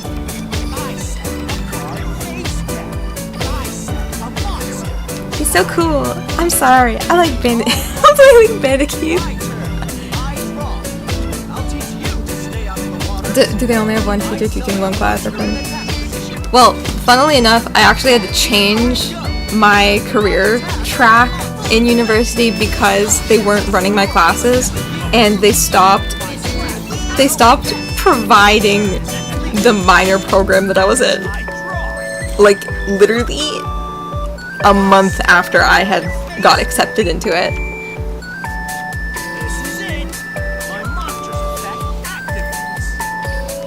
I know, it's literally terrible, and my school's kind of known for that. Like, everybody's like, oh, that's just how it is, but it was literally affecting my ability to graduate. So I had to change it, and now I need, like, I basically need these and I'll graduate. So I want to get them. Oh, clicked so he couldn't say his thing. The school battle royale scheduling exactly. It's such a pain. Such a pain in the ass. Keith went to Harvard and is an upstanding man. You know? I would like to believe that he got an education. I don't know, because he cares so much about strategy. You'd think that he would take, like, I don't know, a marketing class or like a philosophy class at best. Especially with the shit that he says in the manga where he's like, Kaiba, is the chip called life worth the same thing for everybody? So like rich people and poor people, and like only he would think that way. Only he. What the fuck? Anybody with a brain would ask that question. He's so cool. She doesn't know I have Trap Hole of Spikes. It's not gonna work anymore. But I could use Black Salvo. Yeah. Well, the reason why it was called the dueling professor is because he defeated the major dueling professor in a duel, and thus that gave him the title of top dueling professor. So he really got that title based on technicality and not necessarily education.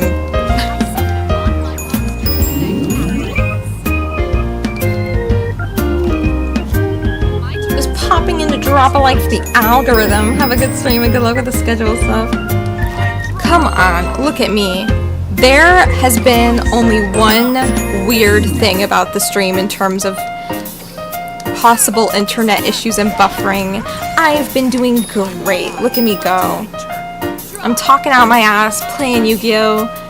I should really take a drink. Every time I stream, I forget to take drinks. I forget to take sippies.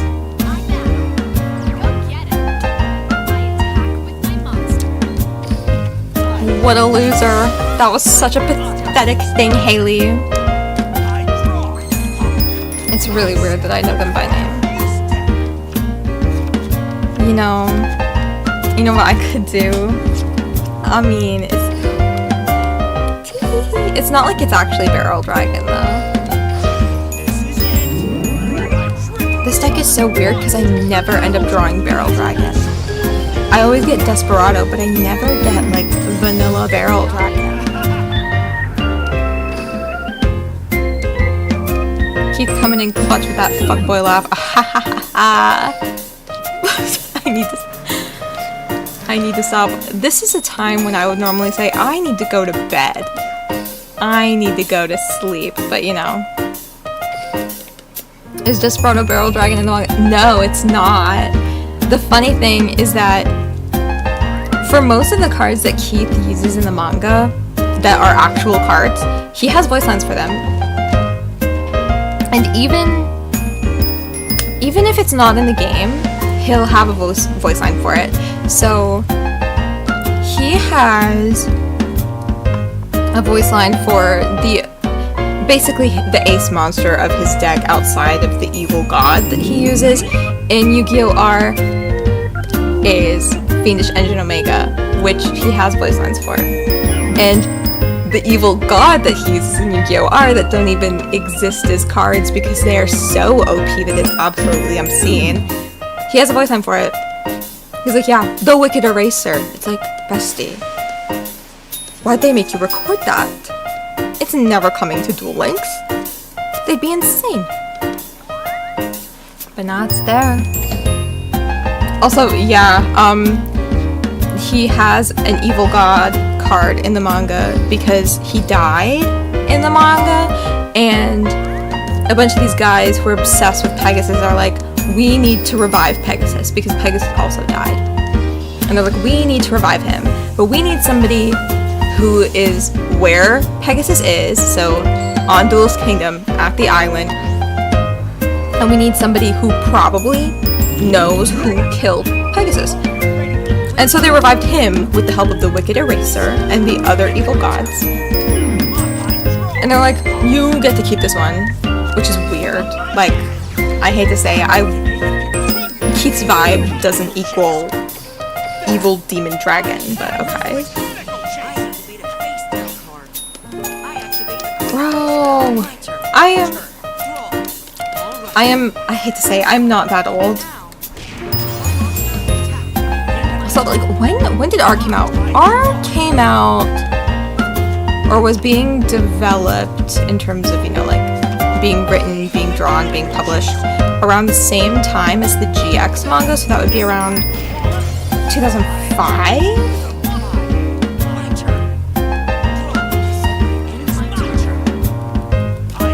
that right? 2005. It seems right, but I don't remember. I don't know.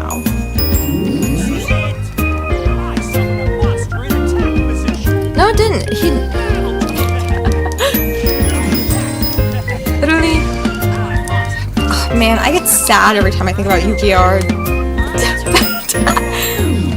I get sad every time I think about Yu-Gi-Oh! R because Benny Keith was so sad, and he didn't need to be sad, and then they made him sad anyway.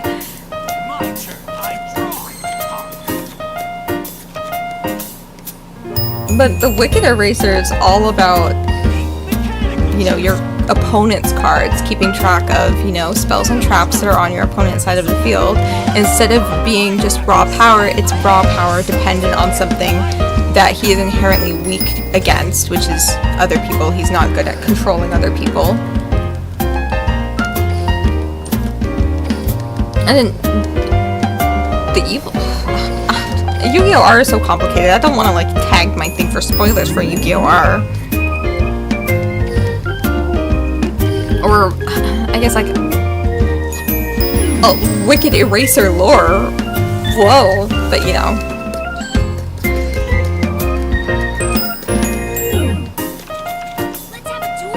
I don't like this song as much as the other ones. I'm gonna skip it.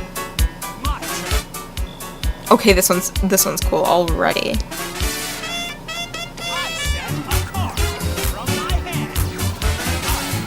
I'm gonna do something crazy, and I'm not gonna summon Twin Barrel Dragon. I'm not gonna summon a monster. Because I want the chance. Oh no. I should really read the decks that my opponents are using. But no, I want to be able to use my Twin Barrel Dragon to destroy that. I almost clicked the set. The sleep deprivation is getting to me, I think.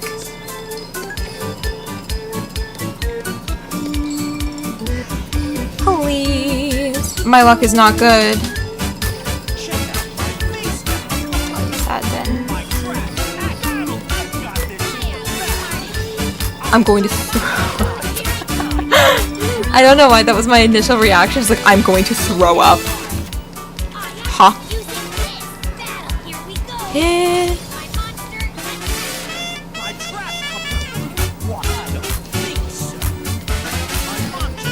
If this works, please. Oh. It would have been so funny. No, this is useless. See?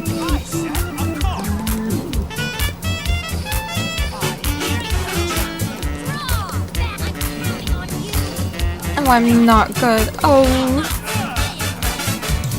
This deck is many things. But the number one thing that this deck is inconsistent.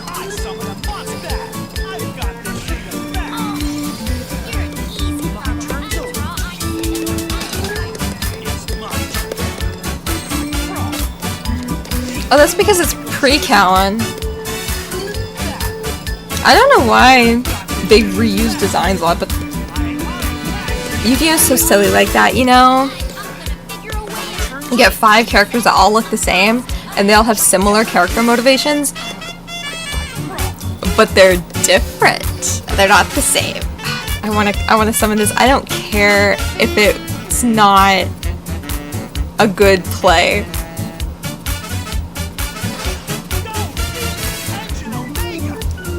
I don't care if it's not the play. I like this little freak weirdo. This is a little weird card. The thing is that he's gonna get me for the engine token. Watch. See, Fiendish Engine is great because its effect is basically that it gains 1,000 attack for basically the turn, and then after you're done using that ability, it gets destroyed. But whenever you destroy a monster with Fiendish Engine Omega, it leaves behind an engine token. So it's really easy to get knocked with that. But at the same time, do I care? No, because I got to summon the silly.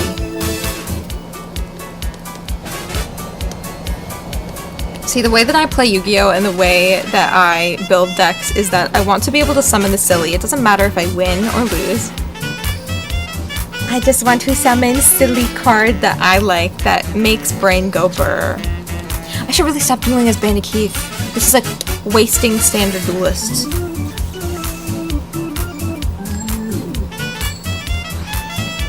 Also, if you ever see me like turn weirdly, like if you ever see my head turn strangely, I'm spinning in my spinny chair.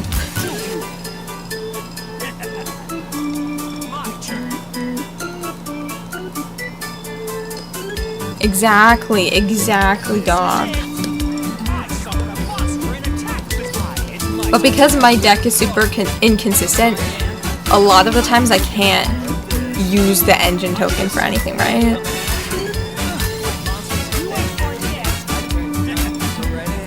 God damn it, if only it was dark. Okay. This might work.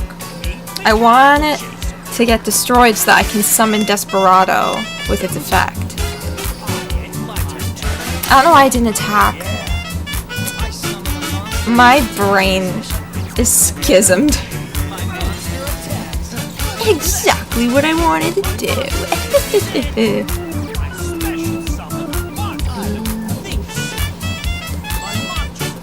And then I get to destroy one card. Or one monster, I guess, but you know.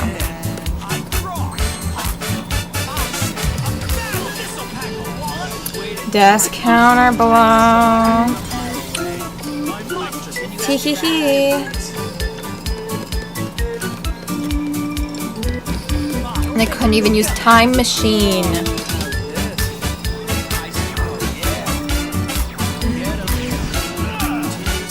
Yeah, that's fair. It's fair.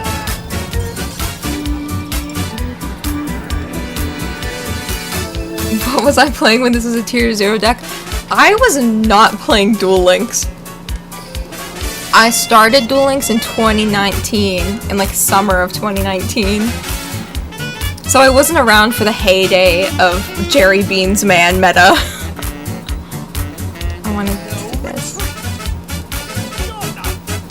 I'm kind of sad that I wasn't there for like Jerry Bean's Man decks and like Desperado Barrel Dragon being like the biggest things in sliced bread. I don't play a lot of PvP anyway, so it's not like I really come across meta a lot. The only time I play PvP is when it's the KC Cup and I'm trying my hardest to get the freaking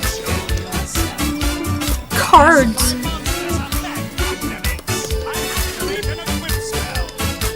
But I'm never lucky enough to actually get the good cards.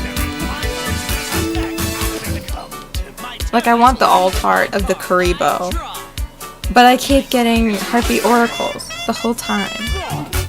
It's awful.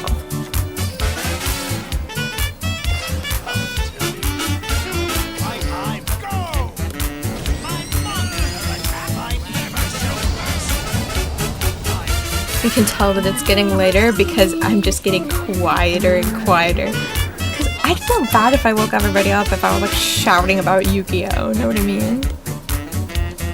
And also, my brain just stops working, so it takes me 5 minutes to think a coherent thought, let alone move the muscles to make me say the thing. I'm using so many dual orbs, this is gonna bite me in the ass later. Oh, I'm slouching again. I have to be a good streamer, good gamers. Do not slouch. Ugh. The darkness grows hungry. When is what I must do? My turn. I gotta say, I feel like my parents watched Yu-Gi-Oh! Oh, this is so ass. This is the worst. This is the worst.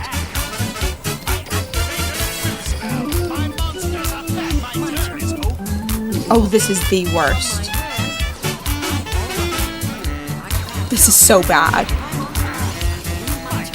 I've never had a Lightsworn deck so cursed.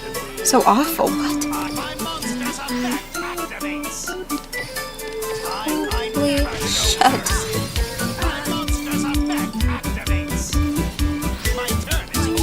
Oh my god. I think I'm in hell. I think I'm in hell. Oh my god, and there are 2 tuners.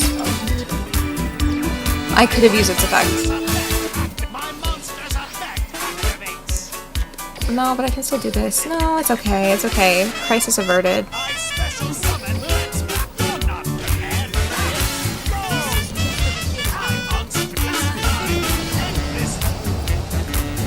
I still won.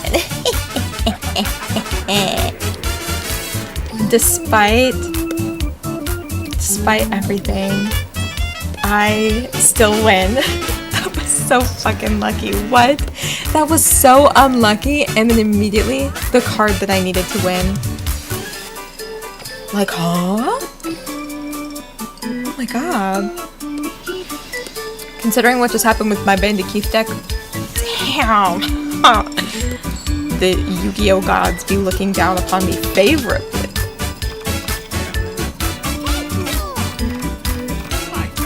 Okay, a bit less pog. A bit less pog. Honestly, maybe I should. Maybe I should play some Russian roulette for money. Then, you know, I could win big. Following in Bandit Keith's footsteps.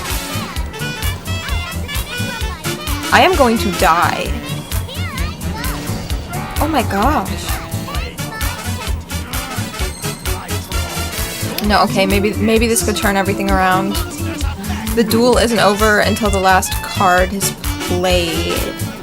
Hold on.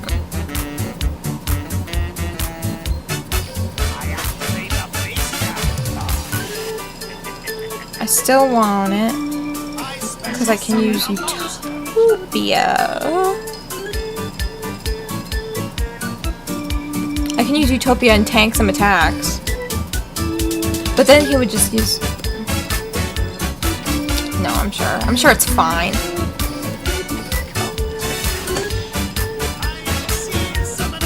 What's the most modern deck I have? I hate to say, I think the most modern deck that I have is this one. The funny thing is that I really can't tell what is modern and what isn't. Just based on me not knowing Yu-Gi-Oh. Hold on. I've made Trick Stars. So that might be the most modern deck actually that I have.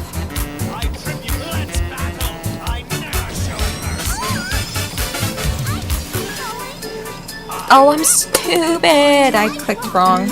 I misclicked. Oh, but I get it anyway. It was bound to happen. Aster Phoenix must be on my side. Oh my god, it's freaking destiny.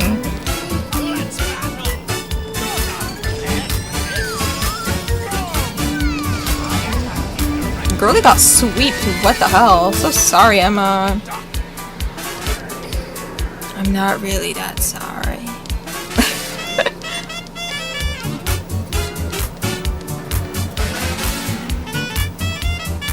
Yeah, I think with Trick Stars, I have... Gosh. Ooh, oh no.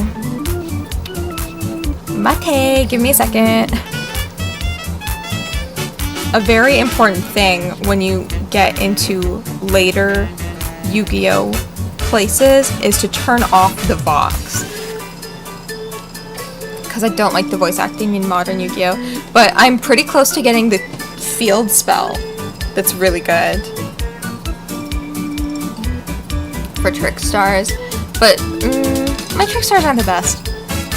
Because I haven't really touched them since I built them.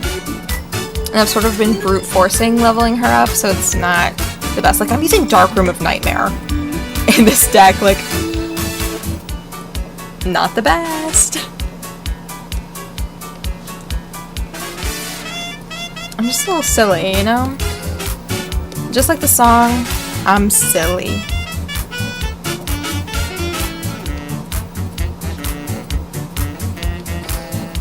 I get to turn Vox back on, because we're back home. And look, it's Nikki!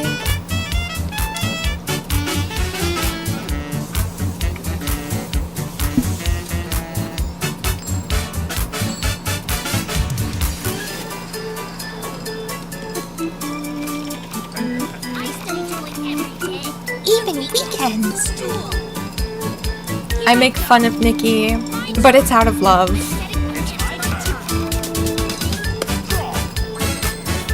Okay, realm of light, we gotta get the good stuff out here. But if there's no card to discard cards,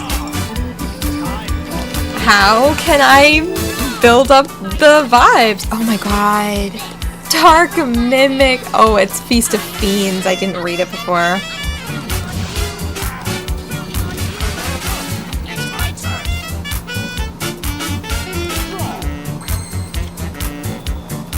You know what? I feel like I might end stream really soon, like around like 6:10. Because that's when people in my house normally wake up and I don't want to be like a bother. For, you know, being the irresponsible student, hanging out, staying up late, and being loud, obnoxious.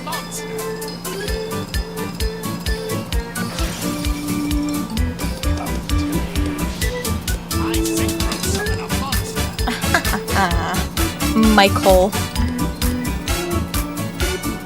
Should I feel like I shouldn't use its effect. Probably because I'm so low on life points already.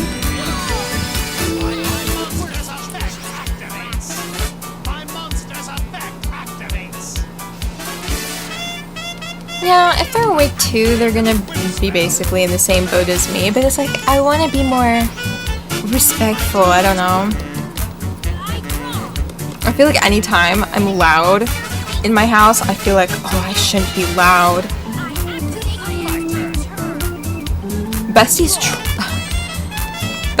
to kill himself. Nick! Oh, yeah. I forgot. That's on me, I can't read.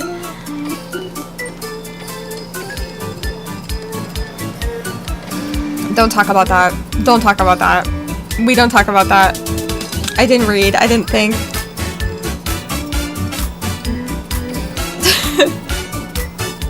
We did think about that. We don't talk about that one. Look, I said I loved Yu-Gi-Oh! And at the beginning of the stream I said I was not good at it. So give me a break. The data never lies. You're running gambling. Oh, ew.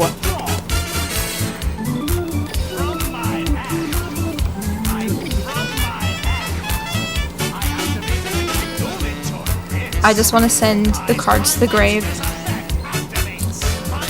Good cards.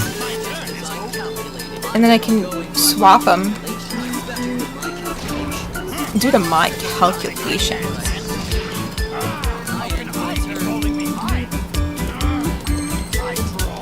You know, as a Yu-Gi-Oh player, sometimes I think I know what Fairy Meteor Crush does. And then I get humbled. Know what I mean?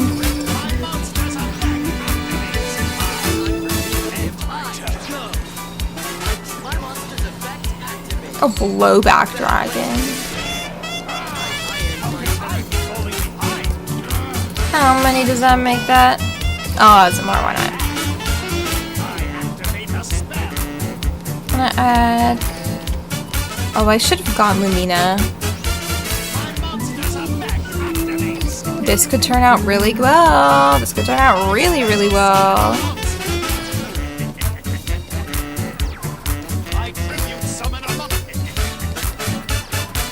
And I know that standard duelists don't run Mirror Force. There we go. Oh my gosh.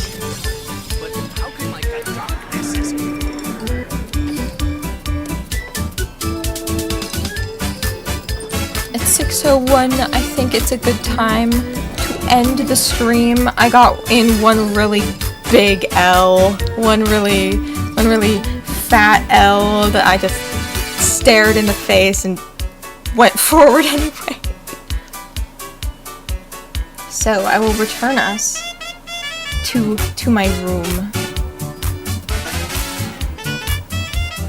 This was fun. Oh my goodness, the bags under my eyes in this outfit, it just, it adds the layer, don't you think? Anyway, yeah, I just had to swallow hard the shit. Talking for hours is hard, I realize, as a streamer, but at the same time, I never know how to end conversations. I never know how to end streams. So anyway, pay your respects to the Chaz figure that I will be getting eventually, because I did buy him like a little loser. I thought when he was announced that he was announced and it was like over. I thought I could never get him, but it turns out that they were like, oh, this is a prototype and this will come out in the near future, i.e. a few years. And then it came out and I'm like, I can pre-order him, I can buy him. And so I bought him. I made a pretty hasty financial decision, but I feel like it's worth it if I can just hold him. You know what I mean? And he comes with the Ojama brothers. Like, that is so cute. Hold on. I wanna introduce you to somebody, so hold on. Allow me to run in my little folders. I made something quite a bit ago, and I posted it on Twitter, but I don't think I've ever talked about it since. I made fan art of Ojama Yellow, but it's Ojunma Yellow. It's me as Ojama Yellow. Do you not love it? She's so cute. Because I feel like I relate so much to Ojama Yellow. I'm like, anything Chaz would ask, I would try to deliver. I'm annoying. I'm kind of a girl fail. We're the same. And so, it's me. But as Ojama Yellow.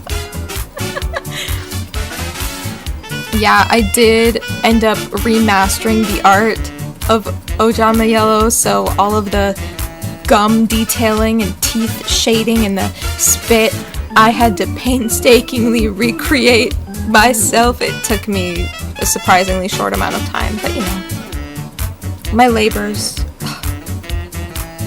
What can you do as your own fan artist? Is that gonna be my new model? You know, I might. Oh, but that would be expensive, but it would be funny if I, like, paid an artist and a rigger to, like, figure out what to do with Ojunma Yellow.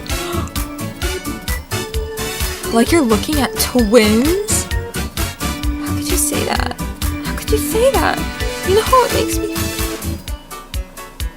I'm not ugly! Ojama Yellow is ugly. I am not ugly. I'm slay, I'm beautiful, I'm cute. I'm fashionable. Yeah. Anyway, I'm putting Ojunma Yellow because damn, I didn't need that. Twinning with Ojama Yellow, what a good vibe. Oh, there's another thing that I wanted to share. So mate means wait in Japanese.